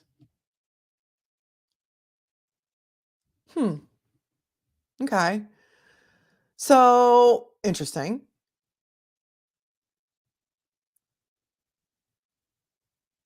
The defendant, Karen Reed, informed Ms. McCabe that she and the victim had gotten into an argument the last time that she had seen him. Okay, so now there was an argument? Now because everyone said in their initial statements, everyone who was at the bar said nobody was fighting, everybody was getting along. They were, if you've seen the some of the footage that's out there from one of the bars where you can clearly see Karen and John like hugging. She's got his hand on his back and his jacket's or his shirt's pulled up a little, and you can see that he's wearing a belt, which never found its way into evidence. They look all lovey-dovey, but in front of the grand jury, Ms. McKay is testifying that Karen Reed told her they'd gotten into an argument the last time that she had seen him, which would have been outside the house at 34 Fairview, where McCabe is placing her, right? Listen up. Ms. McCabe then placed several calls to people that had been at the waterfall or lived close by, including Julie Albert, looking to see if Mr. O'Keefe had gone into their house to spend the night. Julie Albert indicated that she received a missed call from Ms. McCabe at 4:55 a.m., noticing that missed when she awoke later that morning. Didn't she originally, Julie Albert, now that I'm remembering this, in her statement say, didn't she originally say that that's how she knew that John O'Keefe was dead, because of that phone call from 4:55 a.m.? Pretty sure she did. And are Julie and Chris Albert Collins' parents? Yeah. Colin and John O'Keefe had beef, right? Why would Jen McCabe think that John O'Keefe would have slept over at Julie Albert's house? And also, she placed several calls to people that had been at the waterfall or lived close by. Who were the other, several people? Who else did she call? Who else did she call? And why? Why did she call them? Why don't we know that?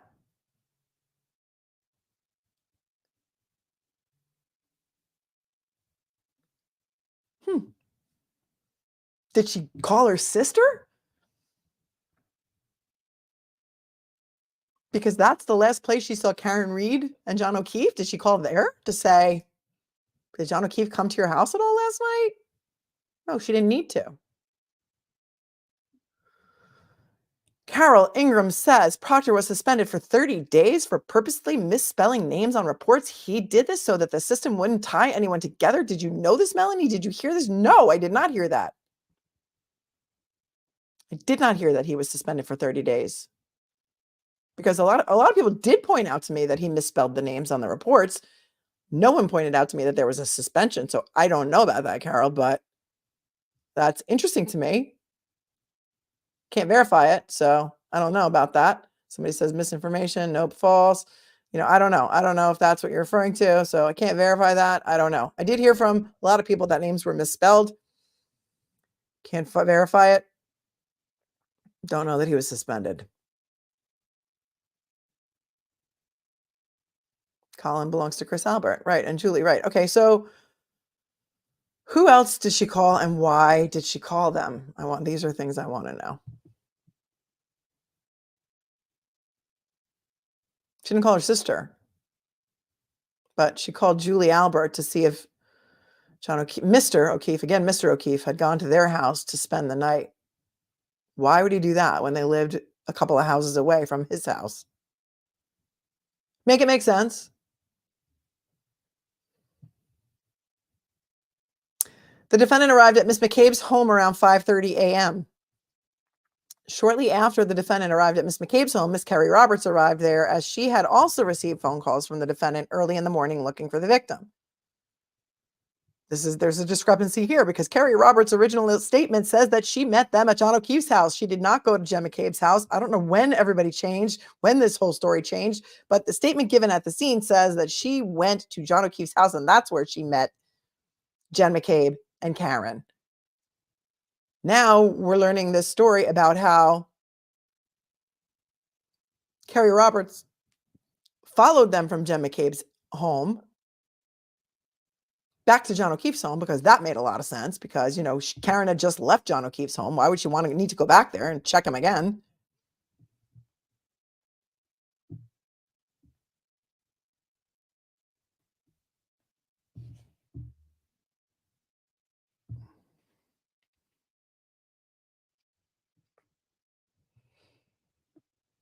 I want to know when that argument came up, when that came up into the situation here.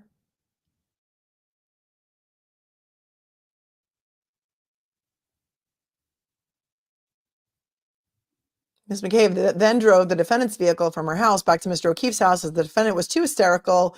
Ms. Roberts followed along in her own vehicle.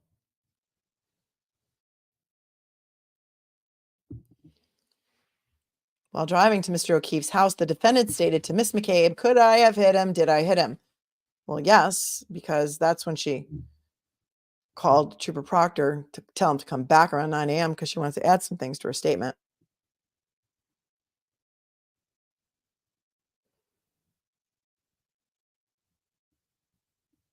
And apparently, according to the testimony here in front of the grand jury, those statements were only made when Jen McCabe was in the car with Karen alone. Could I have hit him? Did I hit him? Ms. McCabe stated that the defendant also told her about a cracked taillight on her vehicle. Once they arrived at the victim's home, the defendant had Ms. McCabe look at the cracked taillight, which Ms. McCabe described as the passenger side right rear taillight, as cracked and missing pieces. And missing pieces. All of a sudden, it's missing pieces. All of a sudden, the testimony comes to being cracked, and missing pieces 4 months post.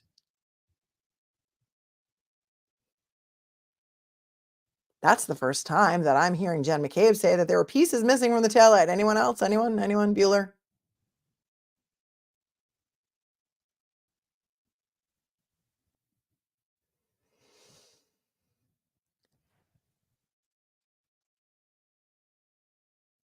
The three women then proceeded into the home looking for the victim, and Ms. McCabe spoke briefly with the victim's niece. First, I'm hearing that she spoke with the victim's niece again, but I wasn't there.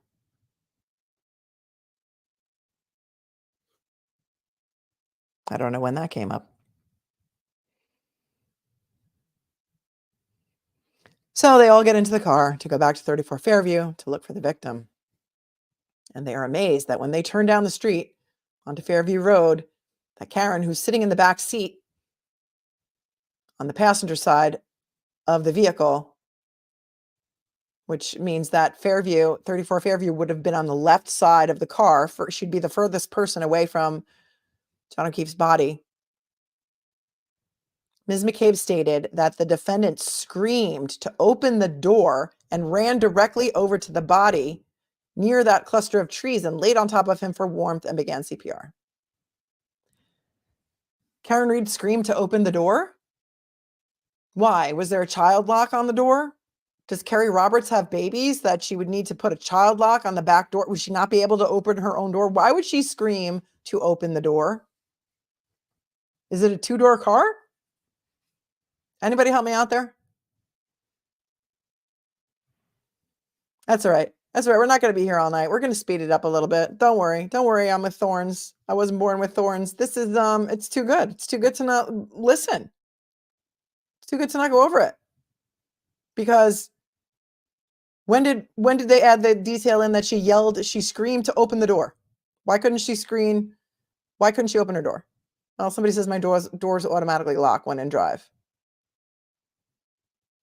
All right. Okay. But this is the first time we're hearing this, right?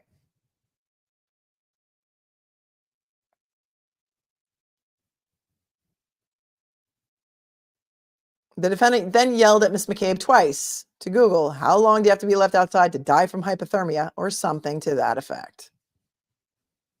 Footnote 3. Following the grand jury presentation, the defendant has centered her claim that an unnamed third party is involved in the victim's death due to data contained within this witness's cell phone records. The Commonwealth's 3 experts, including the senior digital intelligence expert from Cellebrite, who has vast knowledge about the Cellebrite software used from Commonwealth, and the defendant's examiner to interpret this data, have opined, based on testing, artifact knowledge, and the most accurate timestamps, that the Google searches for how long T die in cold and Hoslong T die in cold were within the witness's cell phone records and occurred at approximately 6:23 a.m. and 6:24 a.m. the following the discovery of the victim's body. And I say to you, yes, those 2 searches were done at 6:23 and 6:24, but the one that said Hoslong to die in cold was made at 2:27 a.m. Conveniently left out. So yeah, these 2 were made at 6:23 and 6:24, but there was another one at 2:27, right? They do not say that 2:27 did not happen, says Deanna, and yes, I agree.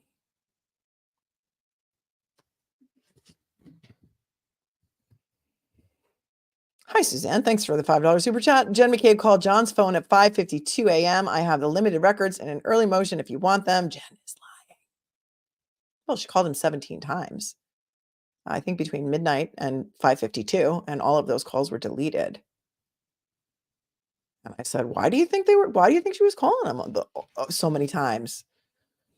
And somebody pointed out maybe they were looking for the phone. I don't know.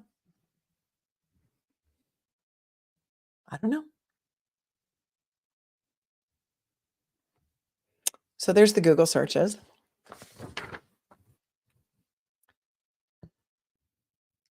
And then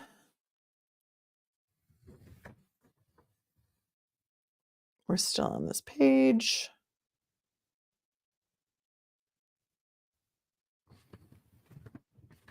Where are we?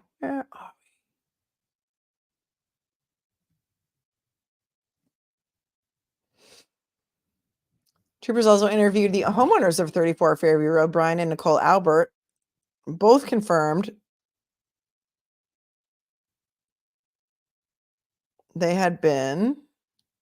Wait, hold on a second. I gotta go back up this page a little bit. Went too far.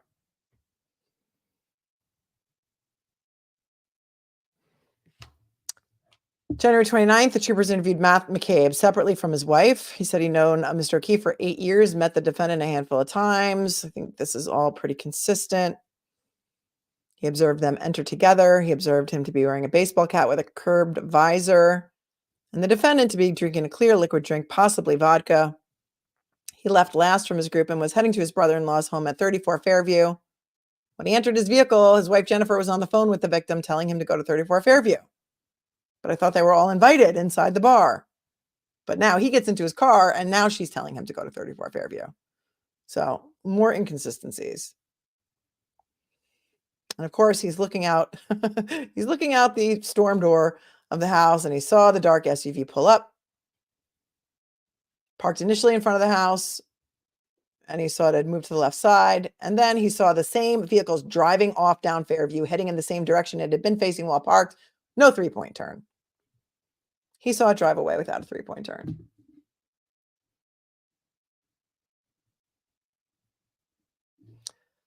Troopers also interviewed Nicole and Brian Albert, the owners of the home.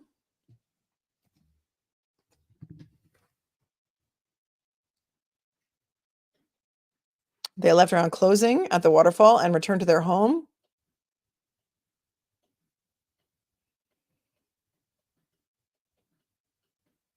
They didn't know either Karen or John very well, but they indicated that several people from the group had been invited back to their home following the bar, and several arrived, staying for approximately 1 hour.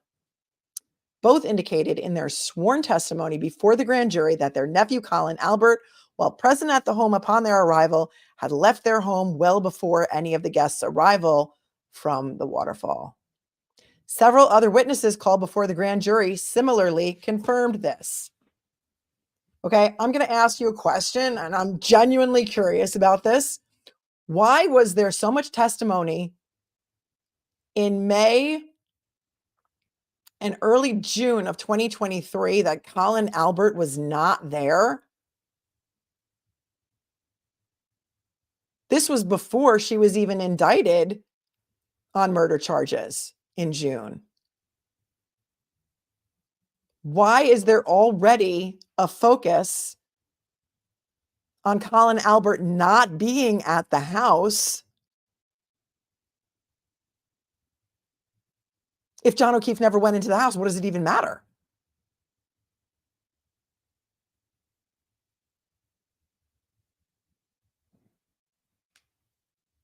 Why does it even matter? This is late May, early June of 2022. This is before anybody was covering this case. This is before anybody was surmising that perhaps Colin Albert was involved in anything having to do with this incident. Why was there so much testimony in front of the grand jury about it? I have questions.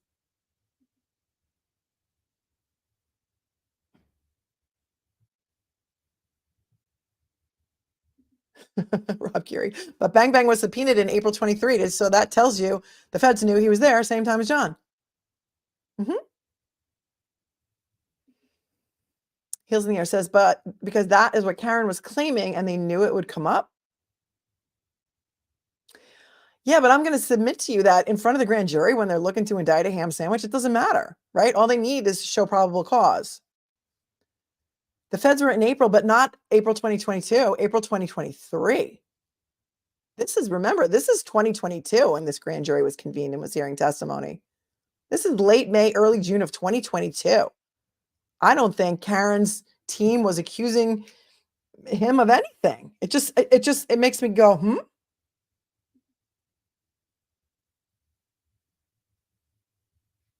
Right. That's what I'm saying, Deets on the Street. It was not mentioned by the defense or KR before this. No, it wasn't. So why were they getting ahead of that already?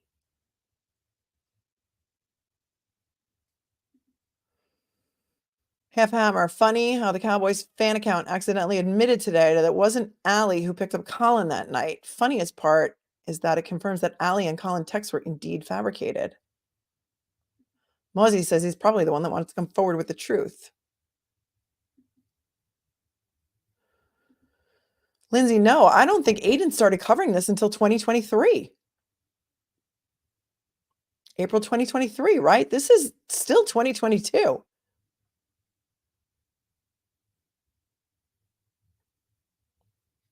So I got questions.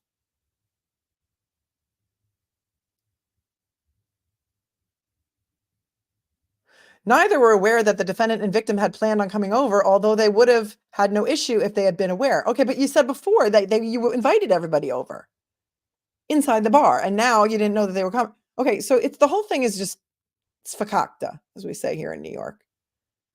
Neither heard nor saw anything outside of their home over the course of the morning until Ms. McCabe awoke them. Awoke them how? Awoke them with a phone call from the car where she said, I need some help out here, or don't come out here. Or did she awake them when she walked into their bedroom? Right now? I did originally say 2023. Okay, the grand jury was convened in 2022. So that's when all this testimony was happening. May and early June 2022.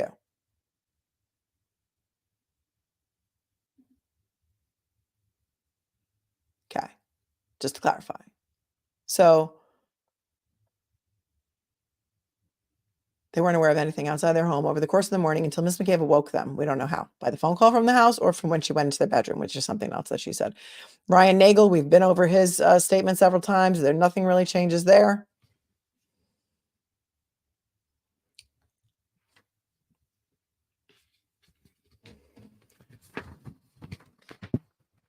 So let us go to, this is all pretty much stuff that we've been over before.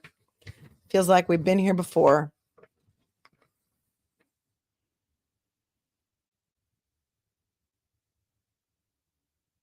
Here's something new that I noticed here. Ryan Nagel.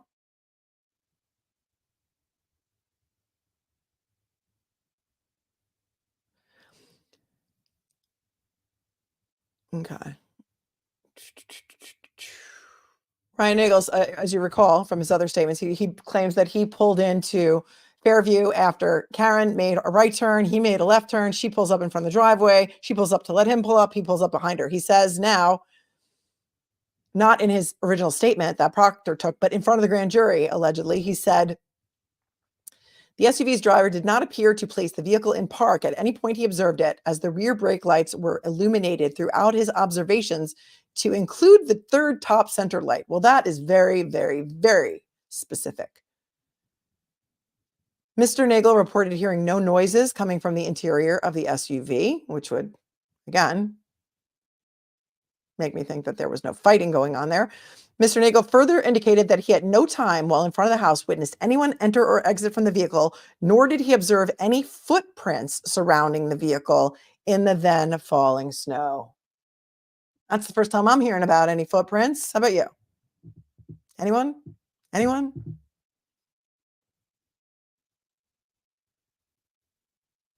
Mr. Nagel indicated that as his friend pulled away from the side of the road and when they were leaving, they drove past the black SUV. He observed the interior light on within the vehicle and a Caucasian female operator seated inside the vehicle, holding the steering wheel at 10 and 2, staring straight ahead of her. What did they leave out? They left out that she was alone. According to his statement, she was alone in the car.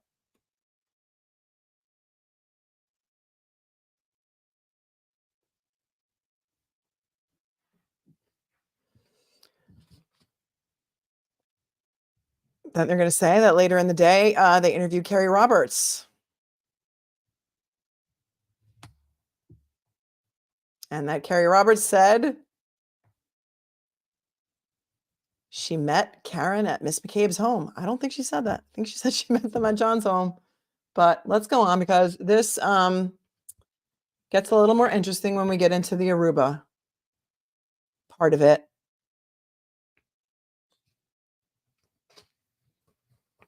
And that doesn't even happen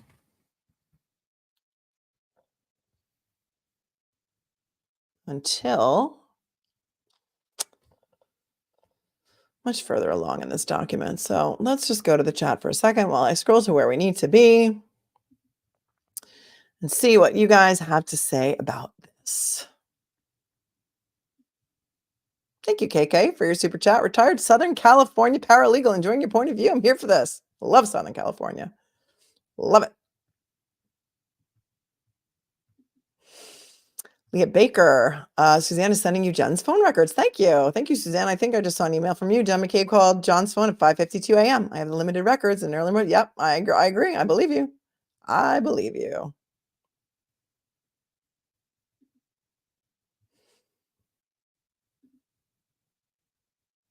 Yeah, exactly, Erica. This was a whole year before Colin was served by the feds.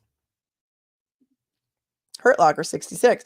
Marcy said 4 times in that video, Colin Albert was not in the house. So in other words, Colin Albert was in the house. Yeah. Yeah.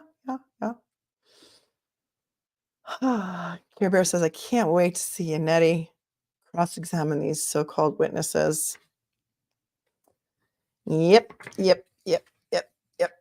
All right. Well, let's shall we go to let's go to Aruba, shall we?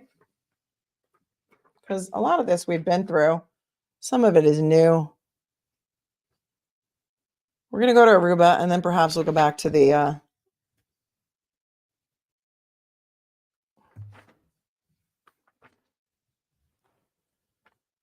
medical examiner.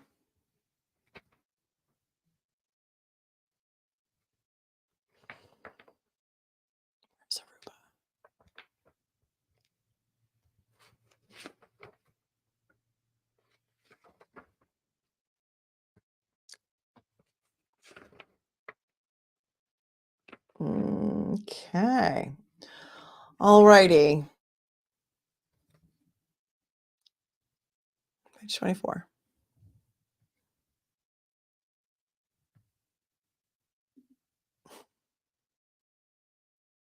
Who else is singing Kokomo besides me?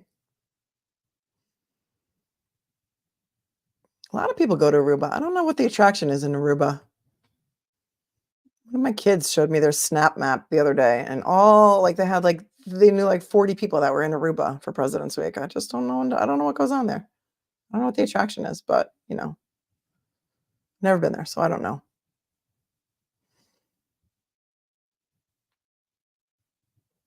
This is some new stuff, so let's go here.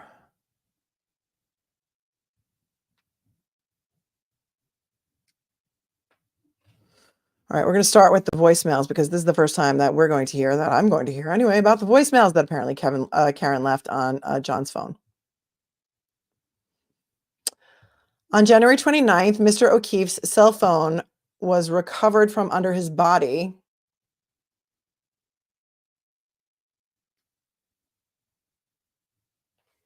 And the Massachusetts State Police were subsequently able to forensically extract the data from his phone. The forensic extraction of the call logs, voicemails, and text messages between the victim and the defendant, including the dates of January 28th and 29th, detailed strains within their relationship, the victim's desire to end their relationship, and the defendant's description of their relationship with them and the two children together as toxic. Several voicemails were recovered from the victim's phone that contained voice recordings from the defendant in the time period surrounding the victim's death. I'm assuming the time period is January 28th and 29th, but they don't really specify. The first voicemail in time consists of the defendant screaming, "John, I effing hate you." The defendant continues to leave additional voice messages during this time frame where she is stating that she hates the victim, calls him a pervert, and accuses the victim of effing another girl. Okay. They don't say when these voicemails were, but I pointed this out before. If she dropped him off at the house and she's texting and calling him and he's not responding to her, is it possible that she got angrier and angrier and angrier? That he was out with a bunch of other people and was just ignoring her text messages? How many of us have left a voicemail that we wish we could take back?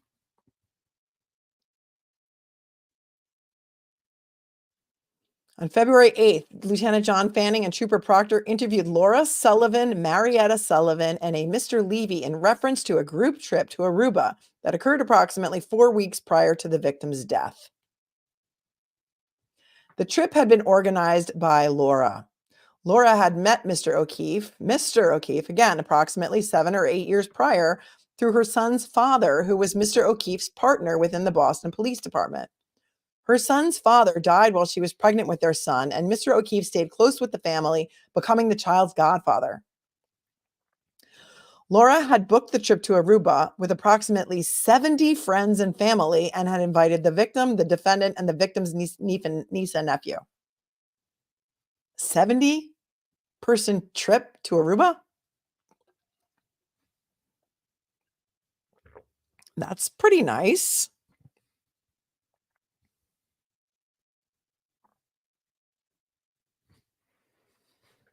This, my friends, is the first time that they indicate John O'Keefe was a police officer. Page 24, Mr. O'Keefe's partner within the Boston Police Department.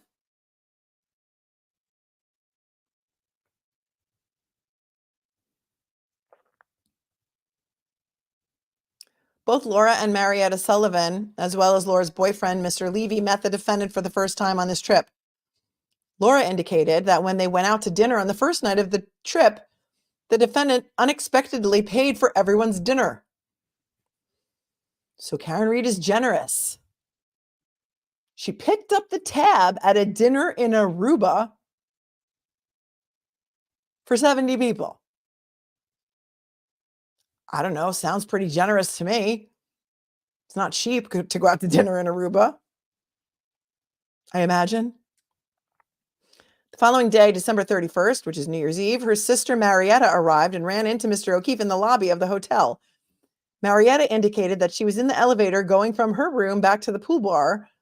When the elevator reached the ground level, she stepped out and bumped into Mr. O'Keefe. She could see there was a woman a few steps ahead of him. She gave Mr. O'Keefe a hug and asked him where he was going. She then heard the defendant, Karen Reed, yell, "John, who the F was that?" Mr. O'Keefe said, "That's Laura's sister." The defendant then said, "I don't give a F," then yelled to Marietta, "F you," to which Marietta yelled back in kind.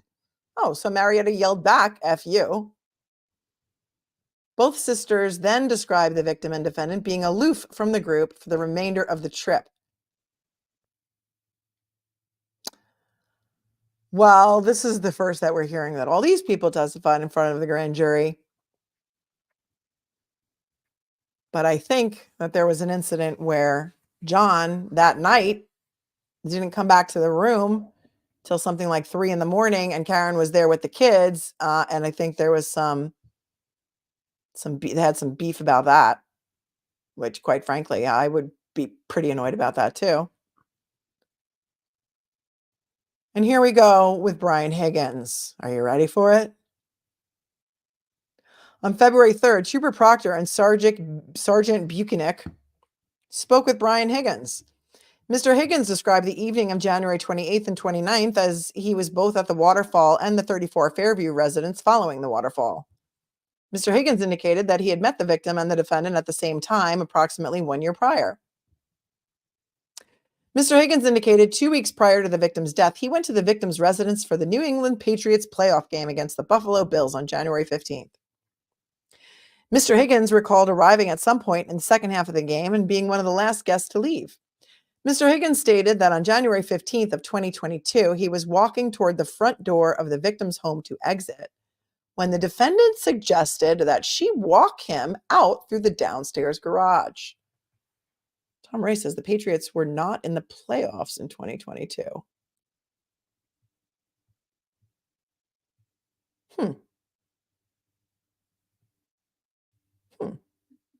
I would say, what say you? But okay.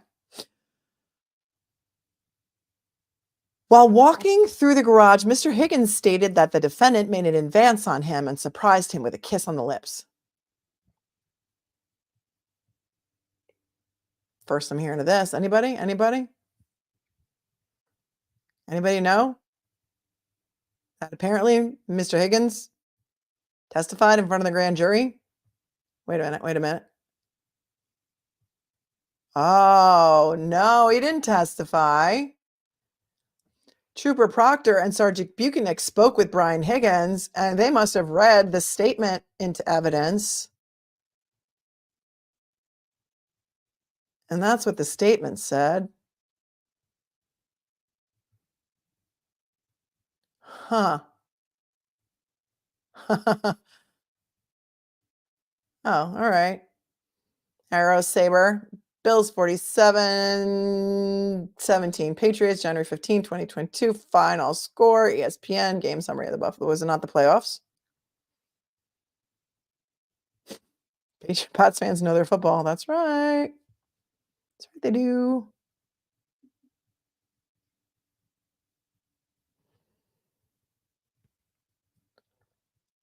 Anybody else surprised by this, Kim O'Brien? OMG.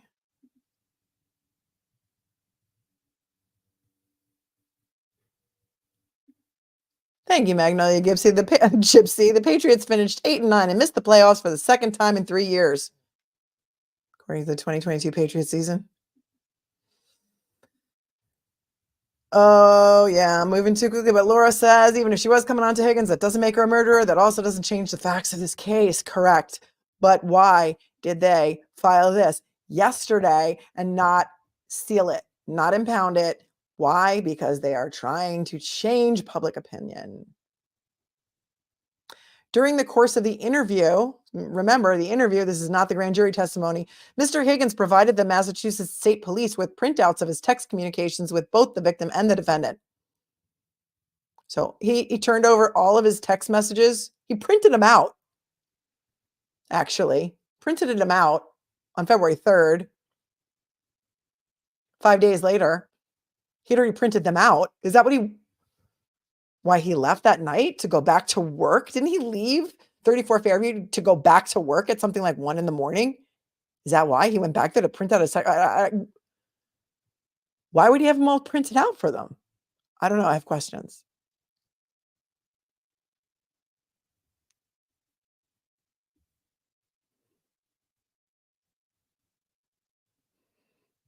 So he printed out his text messages between him and Karen and him and John.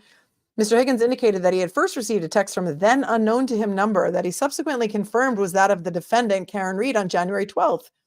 The text messages were romantic in nature, with the defendant and Mr. Higgins expressing a mutual liking for each other. In the text communications offered to the grand jury, the defendant confirms their kiss and urges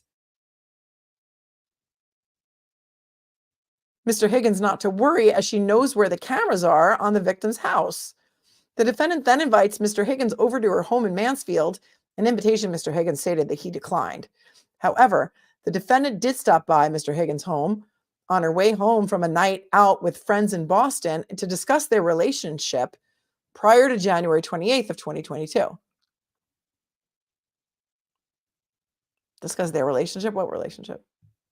Okay. Mr. Higgins denied any sexual relationship with the defendant. In addition, in these communications, when asked by Mr. Higgins if she was happy in her relationship with the victim, the defendant makes a reference to the victim cheating on her during their recent trip to Aruba. Was she trying to get him back if she thought he cheated on her in Aruba? I don't know. Higgins is a Fed, right? Doesn't he work for ATF, or did? Right, right, Val. They just met on January 15th. What relationship by January 22nd did they have? I think he said he knew them for a year. But that was her first text message to him was January 15th. Yeah, back after this. More distractions. It's sickening. Yep. Now, this takes me back to one of the times when I was on Court TV. There was another talking head on there, or expert with me, who you may know, who used to work for the FBI, who said, "Why is everyone forgetting about Brian Higgins? Why is everyone forgetting about Brian Higgins? Why is he not being brought up?" Is this why? Did that person know about this already? All this stuff that we're just finding out about now? People are saying Higgins is ATF and he flipped, says Leah.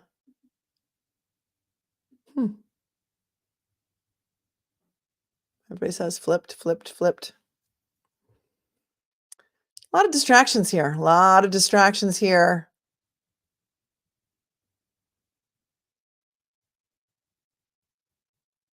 So we're hearing about a kiss in the garage. We're hearing about I know where all the cameras are. What say you, my friends? What say you? Higgins and Karen previously dated? I don't know.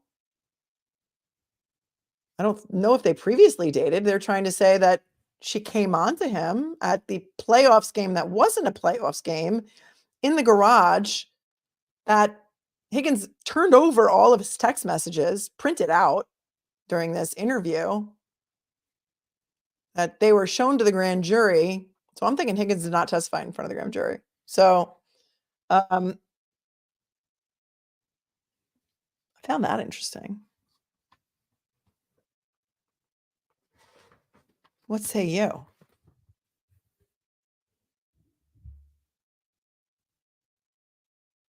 Gets more and more confusing. It's like Canton 90210. Exactly.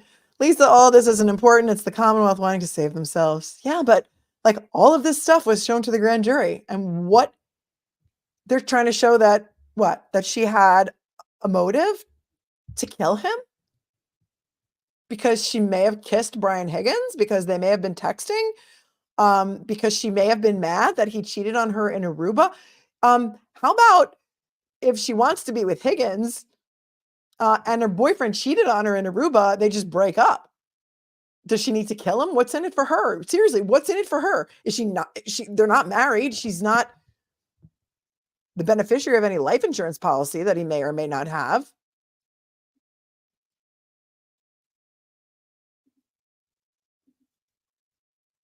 Character assassination, says B Legend, next to zero evidentiary value. J1C80, yes, Norfolk District Attorney's Office knows that Higgins is working with the feds, so now they're trying to make it look like Higgins and Karens were involved in a relationship. They're trying to make Higgins look bad. That's a good point.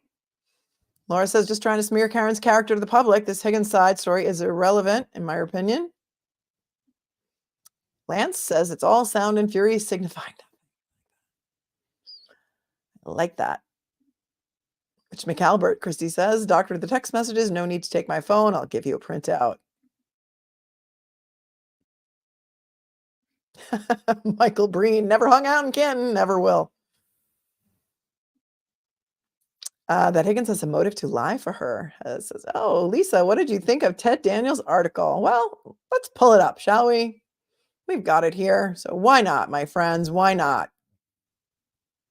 Because we'll go over this motion tomorrow. The other motion to disqualify. But let me just look at my notes for one more second before we go to Boston 25. So talk amongst yourselves for a minute. Janine says, I see it as Brian Higgins having a motive to beat up John.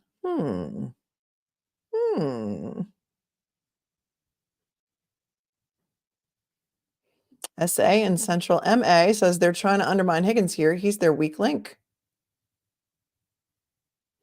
Suzanne says she set up the trust for the kids at no cost for John. That's very nice, huh? Jody at 617. Why would she kill him on purpose in front of police officers in the house with multiple witnesses? I don't know. All the distraction. Everyone seems to agree here.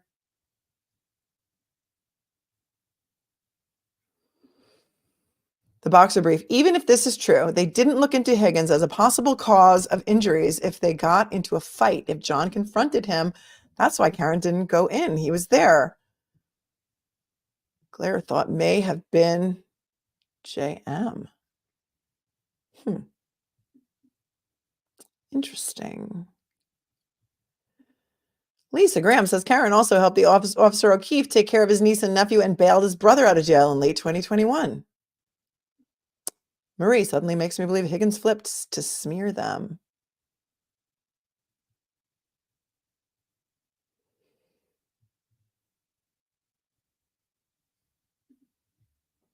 Wicked psyched. I started paying attention when the lead investigator admitted to lying to the grand jury in the Murdoch case.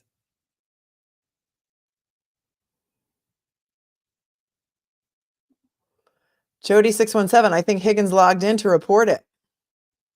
Interesting.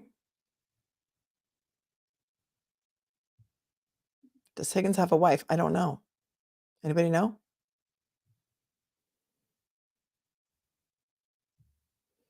Yeah, Michael Breen says, what kind of character assassination will they do on the kids that were in the house? Kyle, the DA should be losing his mind. Whatever the outcome is the fact that their nonsense caused this, which is why Rita is needed. Heels in the Air says, Karen backed into John, then freaked and called Higgins. The plot thickens. Is there a call from Karen to Higgins? I don't know.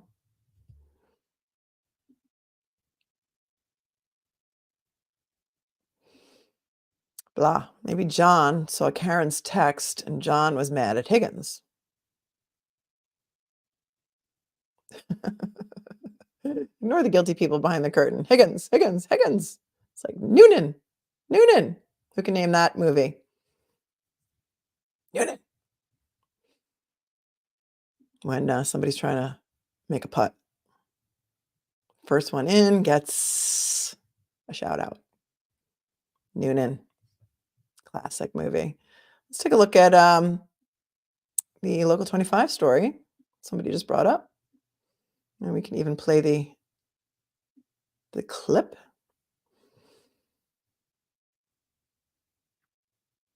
Okay. Higgins is single. Higgins is single, ladies.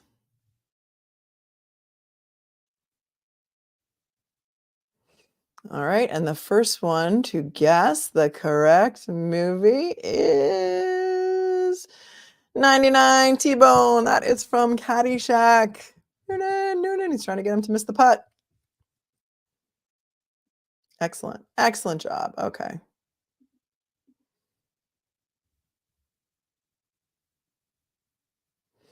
All right, let's take a look at the Boston 25 story from today. Today's 22nd, still, right? Still the 22nd. This was at 5:20 p.m. Eastern.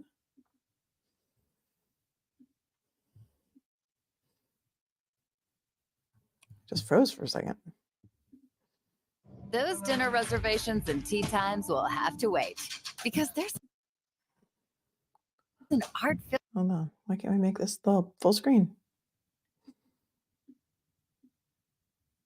Well, 25 investigates with new information from the Karen Reed murder case, from the federal probe into her investigation to forensic evidence involving the SUV Reed was driving the night her boyfriend was allegedly killed. Yeah, here's investigative reporter Ted Daniel with what he's learned, all new tonight. 25 Investigates has learned the U.S. Attorney's Office for Massachusetts has turned over findings from its probe of law enforcement's handling of the Reed case. The Norfolk DA's office and her attorneys now know what the feds know, but they're prohibited from sharing the materials with the public. This comes just days after the DA's office called Reed's claims of a cover-up misleading and disingenuous in a massive 300-page filing. The filing talks about a private investigator named Stephen Scanlon.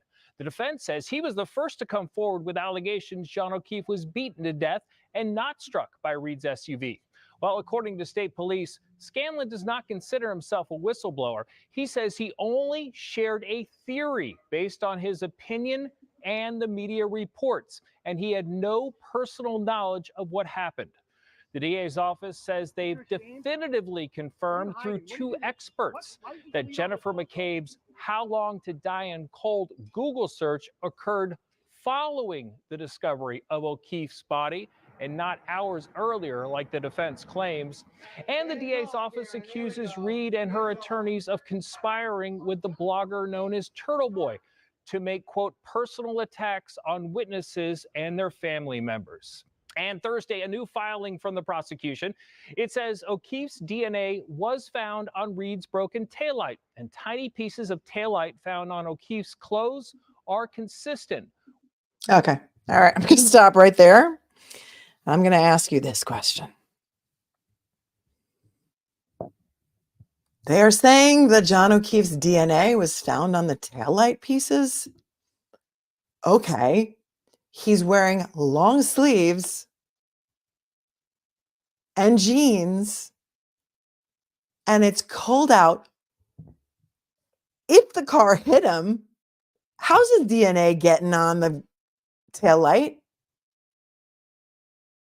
Did the car hit him in the back of did the taillight hit him in the back of the head?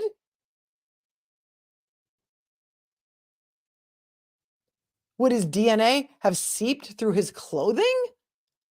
Like, make it make sense. How could his DNA be on the taillight? It strains credulity. Anyone? It's not there. The DA trying to save himself. Aaron Slancha said, this is such a joke, a serious joke. How would his DNA get on that taillight? How? It's virtually impossible with what he was wearing. How did the pieces of taillight get into his clothing? Well, let's hear, because he didn't even tell us that part yet. With the broken pieces of plastic from Reed's SUV. Reed is scheduled to be clear. The DA's office says they've definitively confirmed through two experts that Jennifer McCabe's "How Long to Die in Cold" Google search occurred following the discovery of O'Keefe's body and not hours earlier, like the defense claims. And the DA's office accuses Reed and her attorneys of conspiring with the blogger known as Turtle Boy to make, quote, personal attacks on witnesses and their family members.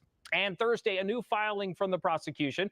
It says O'Keefe's DNA was found on Reed's broken taillight, and tiny pieces of taillight found on O'Keefe's clothes are consistent with the broken pieces of plastic from Reed's SUV. Reed is So tiny pieces of taillight were found embedded in his clothing. Oh, do you mean his clothing that was found or that was actually photographed in the hospital in a lump on the floor by the end of his bed? Oh, do you mean the clothing that was in what, Proctor's trunk for weeks before it was logged into evidence?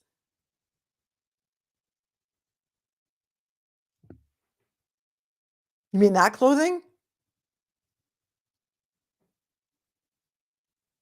Unless it's touch DNA, says Stephanie. Yeah, like did he touch the taillight another day? Like, it just doesn't make any sense.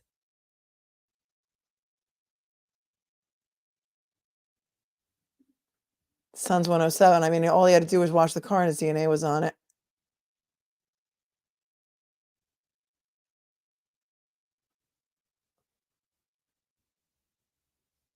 John Monaco said because Proctor wiped the taillight fragments in John's DNA. Marie says, remember, this is the channel that reported there was a ring video of KR hitting JO. And remember also that we just went over the opposition together. This is the only side of this motion that's out because the defense side is impounded. They're going to reply by tomorrow. Hopefully we'll get a copy of that because it'll maybe it won't be impounded and we'll be able to see that. So they think we're all so stupid, says Leah.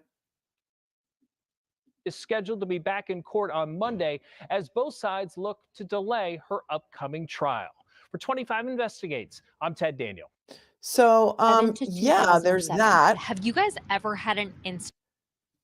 Again, I don't know how that could happen.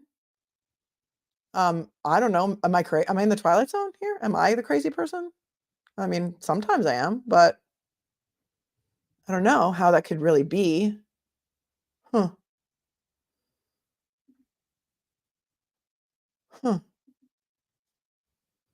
They also say in their opposition that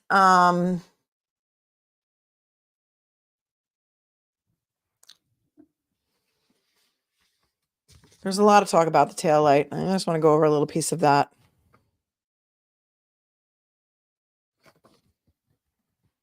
Because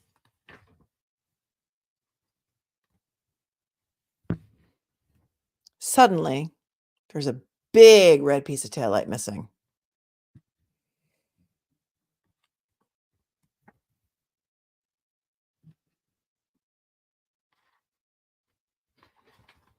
And I have lots of questions.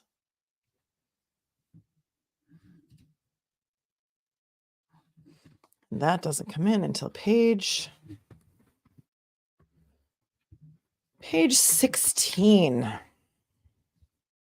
When Proctor and Buchanan go to Karen Reed's parents' house.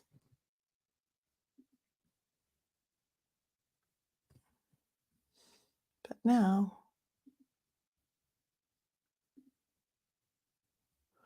just need to find that document again.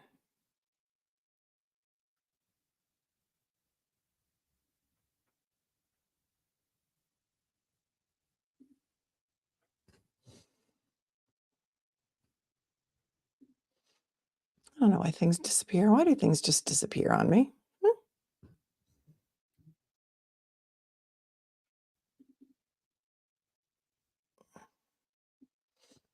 Go back over there.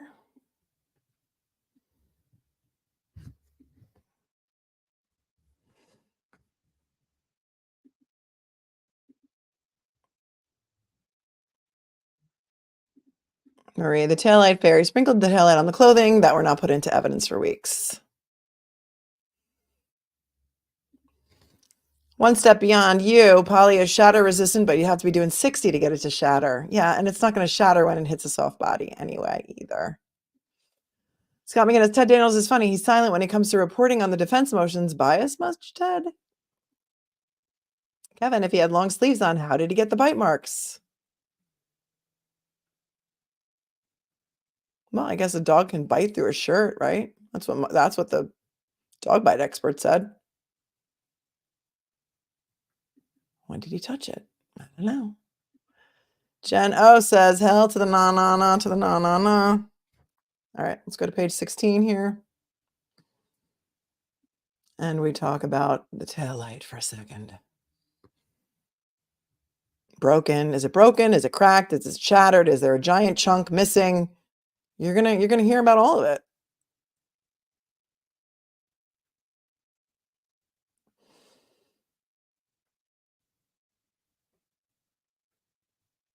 Except that's the wrong motion that I just pulled up. So that's the wrong page.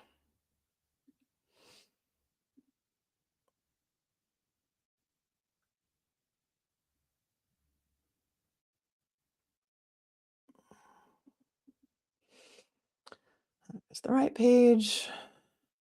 Now we are in business.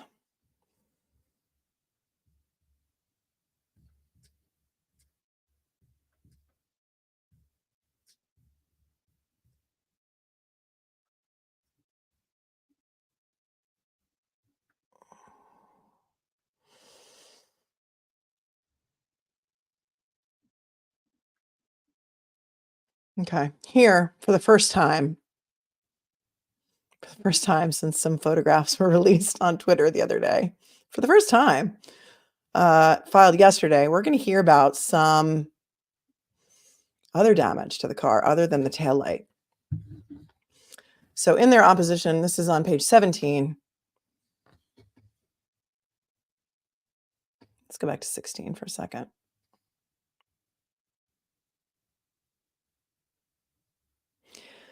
When Proctor goes to Dighton and interviews Karen and seizes her car. And they're talking to Karen, and she said she was drinking out of a vase-style glass. She says that she and John O'Keefe left C.F. McCarthy's and went to the waterfall, but denied she had taken any drink from one bar to the next. Was she asked that specifically? Was she specifically asked, did you take a glass from one bar to the next? Because I don't even know. This is the same day. This is January 29th when they're talking to her. I don't even know if anybody had told them that by then. Did they ask her whether she took a drink from one bar to the next? I have questions.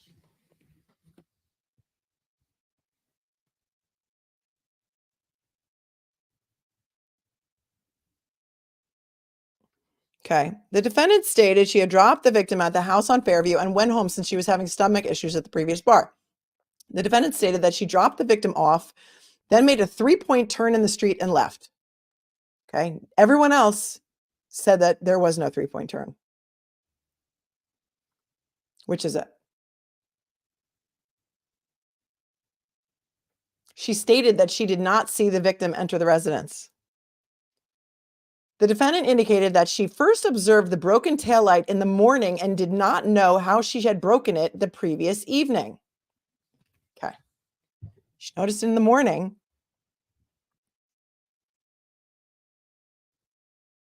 Did not know how she had broken it the previous evening. Who said she broke it the previous evening? Maybe she broke it in the morning. And by the way, when she's walking into her car from the garage, is she walking past the rear passenger side taillight to get into her car? When did she notice that the taillight was broken? Broken, cracked, shattered. It says here broken.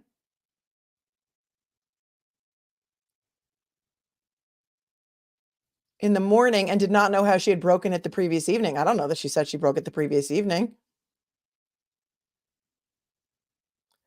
The victim was uninjured when she dropped him off at the house. However, when she discovered him the next morning, she observed him lying face up, snow on his legs, his eyes swollen, and blood coming from his nose and his mouth. Fresh blood. If he was out there for 6 hours, Wouldn't have fresh blood on his nose and his mouth. Wouldn't be coming out. She stated that she began providing him mouth to mouth. She was calling and texting him numerous times with no response. And she stated that they had a verbal argument that morning over what the defendant fed the victim's niece for breakfast. It was pitch dark in the morning, according to everyone, when they found Officer John O'Keefe's body in the yard at 34 Favorite. Pitch black, pitch dark. So how would she have seen that her taillight was broken? I don't know. I have questions. So the vehicle was the vehicle was seized from the driveway of Karen's parents' house in Dighton on January 29th. Then it was transported via a tow truck to the Canton Police Department. I did the map. It's about, 32 miles at least from Dighton to the Canton PD. I think they lived in North Dighton maybe, so probably even farther, maybe 40 miles each way. Okay, so picture this. Karen goes to the hospital. At some point, she gets back to John O'Keefe's house. She gets her car. She drives 40 miles to her parents' house. And then the car gets towed back 40 miles to Canton PD. And then that's January 29th. When they go to do their workup on the car on February 1st, 3 days later,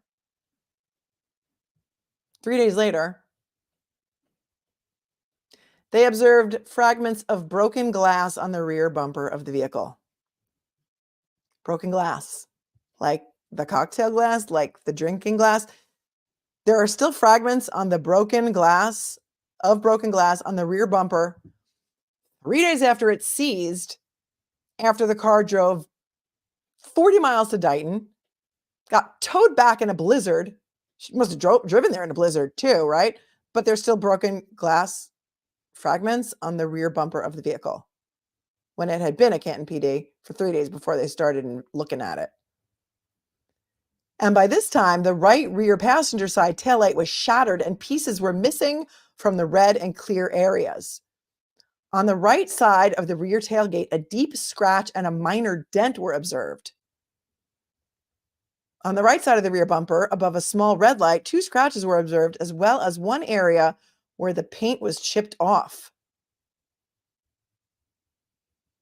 So in addition to the now shattered taillight with pieces missing and the mysterious glass pieces that were able to survive a blizzard and an 40-mile drive and a 40-mile tow, the broken glass is still there. But now there's also a deep scratch, a minor dent on the right side of the rear tailgate. A couple of scratches, kind of like the scratches that looked like maybe a pry bar pried off the taillight, according to some people who think that.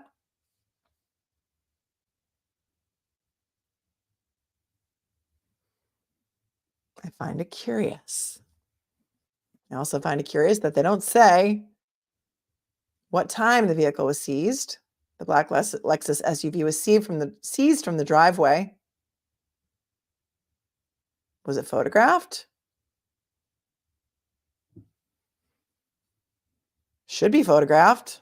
If you ever had your car towed by AAA, they photograph it so that you can't say that they damaged your car. Isn't that what a proper investigation would show? Huh.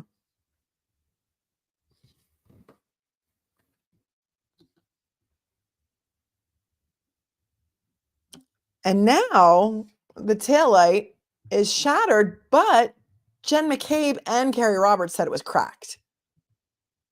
So was it cracked or was it shattered? That I don't know.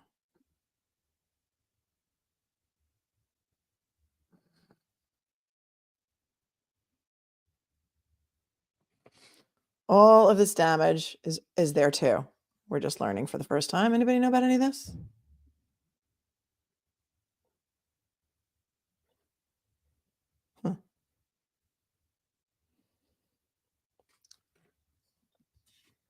So yeah. I don't know, my friends. I don't know. I got a lot of questions. And this thing that, was publicly filed today, that was not impounded the way the defense original motion is, certainly given us a lot of new details. And here we go. This is interesting too. On page 18, we're going to find out some more stuff. On January 29th, the Massachusetts State Police Special Emergency Response Team was activated to assist in searching for physical evidence outside of 34 Fairview Road. What time was that? Doesn't say what time it is. Members from the CERT team located a black Nike sneaker with a white Nike logo along the side, matching the one worn by the victim at the time his body was discovered. In the same area where the body had been recovered, 2 red plastic pieces of taillight were located, consistent with the pieces missing from the defendant's black Lexus. I think this was after another 12 inches of snow had fallen, or 20 inches or something like that. But what they want you to believe, my friends, is that the Canton PD were so incompetent in their search that they couldn't see a black Nike sneaker in the white snow. And that they couldn't see red pieces of taillight in the area of the body. But they found droplets of blood. And they found clear drinking glass pieces, but they're so incompetent that they couldn't find that sneaker and they couldn't find those red pieces of taillight. One piece of clear plastic taillight was located in the same area as well, also consistent with the broken taillight of the Lexus. The CERT team discovered these items after digging through the still falling snow. They had to dig to find it.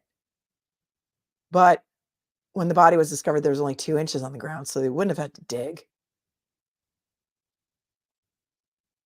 Subsequently, this gets so good, you guys, so good. On February 4th of 2022, okay, so this is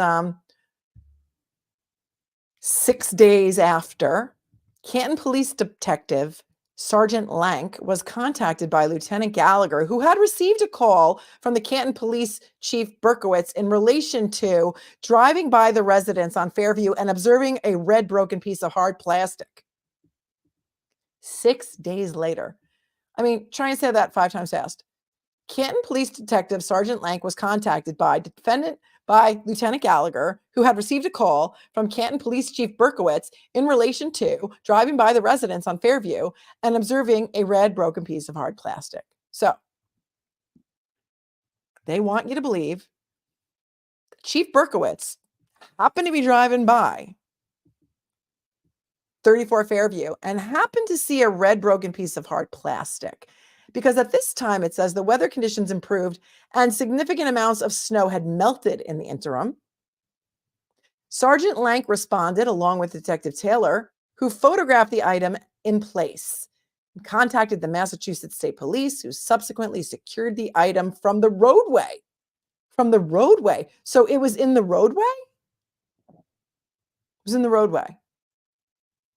Huh. That's interesting. The police chief just happens to be driving by 34 Fairview 6 days later, calls Lieutenant Gallagher, who then calls Detective Sergeant Lank. And then Sergeant Lank goes to the scene of 34 Fairview, not to be confused with all of the other scenes in this case. And he brings Detective Taylor with him. They photograph it in place. I don't know if Berkowitz is still there or he just called up and said, you might want to go by. There's a piece of taillight. They photographed it and contacted MSP, who subsequently secured the item from the roadway. So they knew how to secure a scene when there's something there that they want, but they don't know how to secure a scene when a dead body is found. Right? Is that what we're supposed to believe? It strains credulity, my friends. It strains credulity. Was it on the roadway or was it on the lawn? Here you go. 3 days later, on January 31st. No, this is not 3 days later. This is about 3 days later, 29th. This happened 30/31. On January 31, investigators observed a video from the ring cameras affixed to 1 Meadows Avenue, the residence of Mr. O'Keefe. The video was observed by utilizing the Ring application from the victim's cell phone. That's how they got the video, by looking at his cell phone 3 days later. Is that when the cell phone was turned into evidence?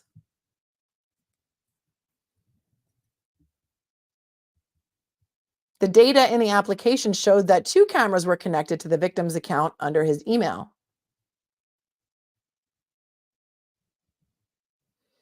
The 2 cameras cover the front door and the driveway to his home. From 6 p.m. on January 28th through 6 a.m. on January 29th, the Ring application showed approximately 15 events between the 2 cameras at the residence. Investigators observed on the Ring video from the driveway camera the defendant's SUV leaving the right garage door and traveling out of the driveway onto Meadows Avenue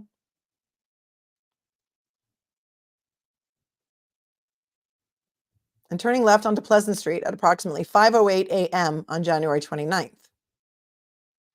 The victim's Chevrolet Traverse SUV vehicle was parked in the far right corner of the driveway, and as the defendant's SUV exited in reverse from the garage, it came close to the victim's SUV. No pieces of the defendant's taillight were seen on the video in the driveway, nor observed in Canton PD cruiser camera footage upon their arrival to the victim's residence the morning his body was discovered, nor observed nor recovered from the victim's driveway at any time. Okay, but if it was shattered at the scene where all these giant pieces were found, wouldn't it make sense that there would be taillight pieces in the driveway because it's shattered? So there's still some pieces, according to their theory, attached to her car, and it would basically be, like little breadcrumb trail going out of the garage when she's, getting out of there in the morning. There would be taillight pieces if it was already shattered. Do you follow me?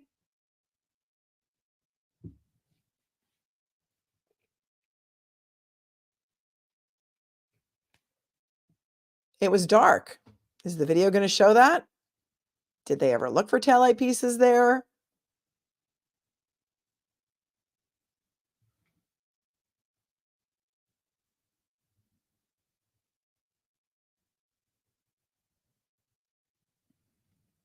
So many questions. On February 3rd, this is 5 days later, Trooper Evan Brent from Crime Scene Services arrived with Trooper Proctor at the home and documented all sides of the victim's Traverse and the garage doors. No damage was observed anywhere on either the vehicle or the doors. Why are they photographing the garage doors? Why are they photographing? What do the garage doors have to do with it? I have questions. No fragments or pieces of a broken taillight were discovered in the victim's driveway. Okay, did they look? Nor are any observed on the ground or anywhere in the driveway when the defendant's vehicle is seen leaving the driveway at 5:08 a.m. Noticeably absent from the available Ring video footage that investigators diligently sought for. Okay, so they diligently sought for the Ring video footage at John O'Keefe's house, but they didn't diligently search for the Ring video camera from the police sergeant who lived across the street, whose camera was pointing exactly at where the accident allegedly happened. They didn't diligently search for that.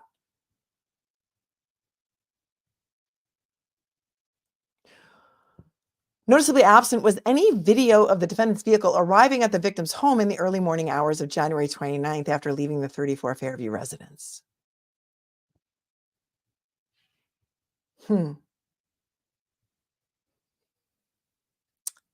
What they diligently did was they, on February 1st, right away, of course, they go to CF McCarthy's, speak with the manager. They reviewed and secured the video from inside the establishment from January 28th and receipts. Remember this, and receipts. They got the video and the receipts. From the interior surveillance video, they observe what he's wearing. They don't mention the belt, though. He gets there at 7:37 p.m. along with his friend, Michael Camerano. I don't know about you, but this is the first time I'm hearing about Michael Camerano, because I was wondering as I'm reading through this, I'm like, Karen's meeting John at the bar. How did John get to the bar? Who drove John to the bar? Because John leaves with Karen in her car. Did he drive there with Michael Camerano? Did anybody take a statement from Michael Camerano? Because later on, Jen McCabe is going to say that she tells the niece to call Mr. Camerano to come pick her up.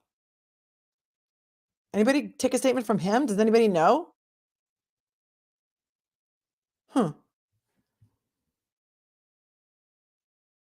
Approximately, oh, he took an Uber. Somebody said he took an Uber. Okay. Marie said, I'm not sure, certainly have a clear understanding of what diligently means.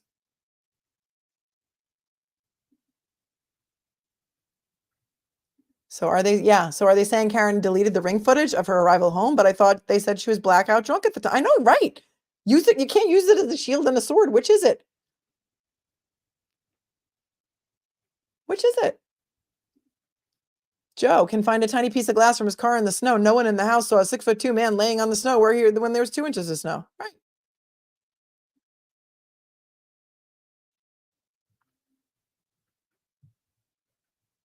Karen enters approximately an hour later. No, it's not approximately an hour later. It's a little more than an hour later. So let's be accurate, shall we?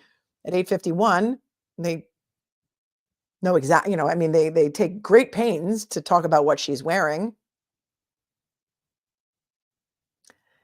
7 minutes later, at approximately 8:58 p.m., the bartender hands the defendant, Karen Reed, a tall cylinder-style glass containing a clear liquid with a lime in it.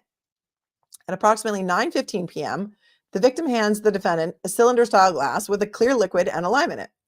At the following times, the troopers observed in the video the defendant receiving a shot glass with a clear liquid in it, which she subsequently pours into her cylinder glass.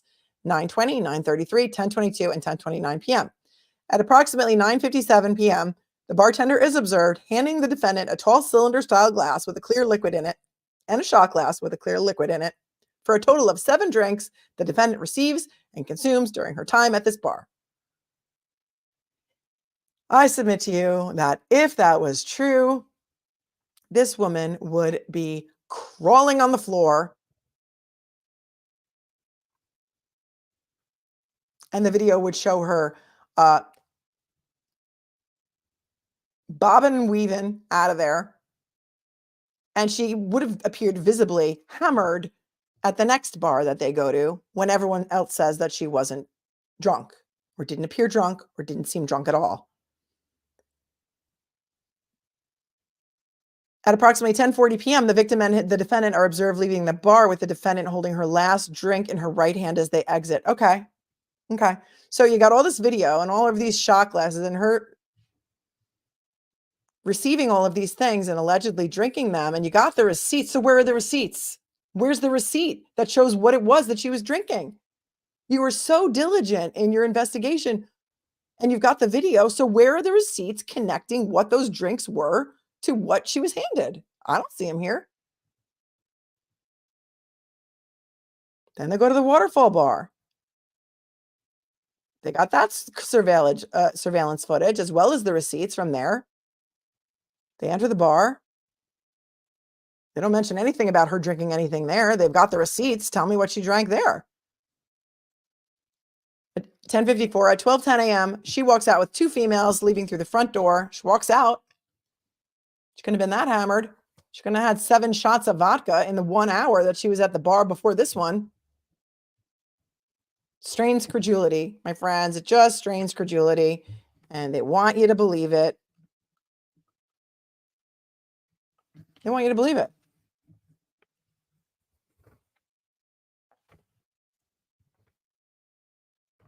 They're going to later say that the niece and nephew claim that Karen and John were fighting, that Karen had access to the family computer, which is probably would give her access to the Ring doorbell footage. Yada, yada, yada. What say you, my friends? What say you?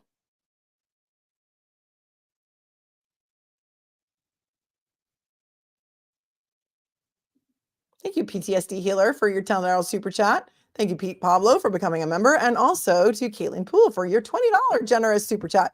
Is a comment for there to be a protective order when the feds release info for a state trial. Is the judge allowed to read the documents with the protective order? Can they speak about the contents in court? Thanks, Melanie. It is not that common that this TUI process, I think, is even used to obtain these documents. So I can't speak to whether or not there would be a protective order, but I would think that that would probably be something that could be pro forma or standard in a case like this. Is the judge allowed to read the documents? Yes. With the protective order, can they speak about the contents in court? That is a great question. And then that's what I'm saying. How can they use it? Because Laura says here, if the TUI process revealed exculpatory evidence for Karen Reed, how can her defense use that information in court if it's sealed? I don't know what the protective order says, so I don't know what the terms of the protective order are. It may say they're not allowed to release them to the public and to the media. They may be allowed to talk about them in motion papers that, again, could be impounded by the court. But clearly, if there's exculpatory evidence in there, they're going to be able to use it. So if it is sealed, my gut tells me that it is damaging. Why else would it be sealed? If whatever they have shows nothing, there's no reason to seal it, right? They may have to have a closed hearing, right, Kali Lama?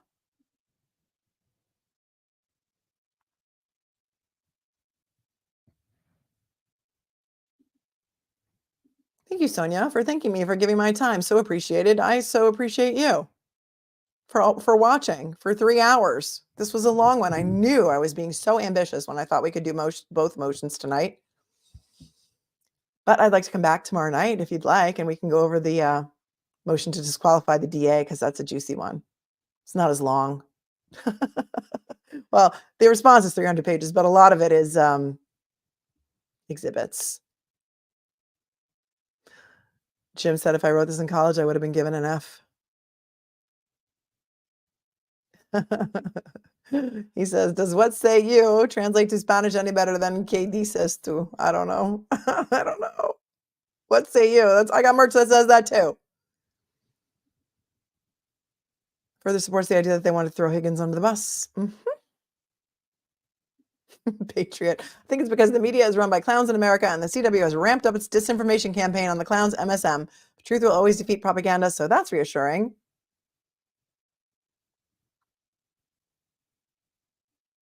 Yes. All right, you guys. Thanks, Cheryl. Thanks for hanging in there, all you guys. To my amazing moderators. The bus stop people will not be amused. Thank you so much for keeping the chat classy tonight. I think it was pretty classy tonight. I don't think we had too much trouble. And if we did, I'm sure the mods got on it right away. Listen, everyone's entitled to their opinion. My opinion is the investigation here sucked. And the chain of custody issues alone provide a mountain of reasonable doubt. Okay, I don't care who Karen Reed kissed. I don't care what kind of nasty voicemail messages she left John O'Keefe. I don't care what they were fighting about. And if he wanted to break up with her and she wanted to be with Brian Higgins, she doesn't need to kill him. So again, all of this stuff is only put out there for one reason, to sway the court of public opinion, to make the defendant look bad. And this is all the same stuff that we're going to learn about tomorrow night when we read about the motion to disqualify the DA, based in large part upon that statement that he gave, that video statement that he gave outside of a press conference where he violated just about every ethical rule there is as an attorney by giving that statement and by coming out and saying that the defense was full of crap and Colin Albert was never in the house. And there's a lot of issues with that statement that he made. And that is the crux of that motion, which they will not be arguing on Monday, but we still need to go through it. So what you need to do, and it's just a suggestion, hit that subscribe button below because it's free. Hit the bell so you'll know when I'm going live. You'll get a notification if you hit all notifications, and you also have to set your phone so that you allow YouTube to give you the notifications, because if you're not getting them, that could be why. I'm going to come back tomorrow night and we're going to go over that motion. I just don't know what time yet. So if you have the notification bell set, you won't miss a damn thing. Okay? Thank you so much for calling me a rock star. I always wanted to be a rock star, but here I am, being a legal analyst on YouTube of all things, when I really just wanted to be an actor. But there was a strike, and then there was a pandemic, and then a strike, and whatever. And I kind of fell into this, and you know what? I love it. I love it, and I love all of you. So let's come back tomorrow, shall we? And buckle up, because tomorrow we might also get a hold of the reply. So we're going to be able to change whatever it is that we're going to talk about tomorrow night based on what happens tomorrow. And who knows what could happen, because in this case, what a long, strange trip it's been. Please hit the like button on your way out. And remember, my friends, be cool, be kind, be classy. It is not hard, really. It is so not hard. Peace, my friends. See you tomorrow. Good night.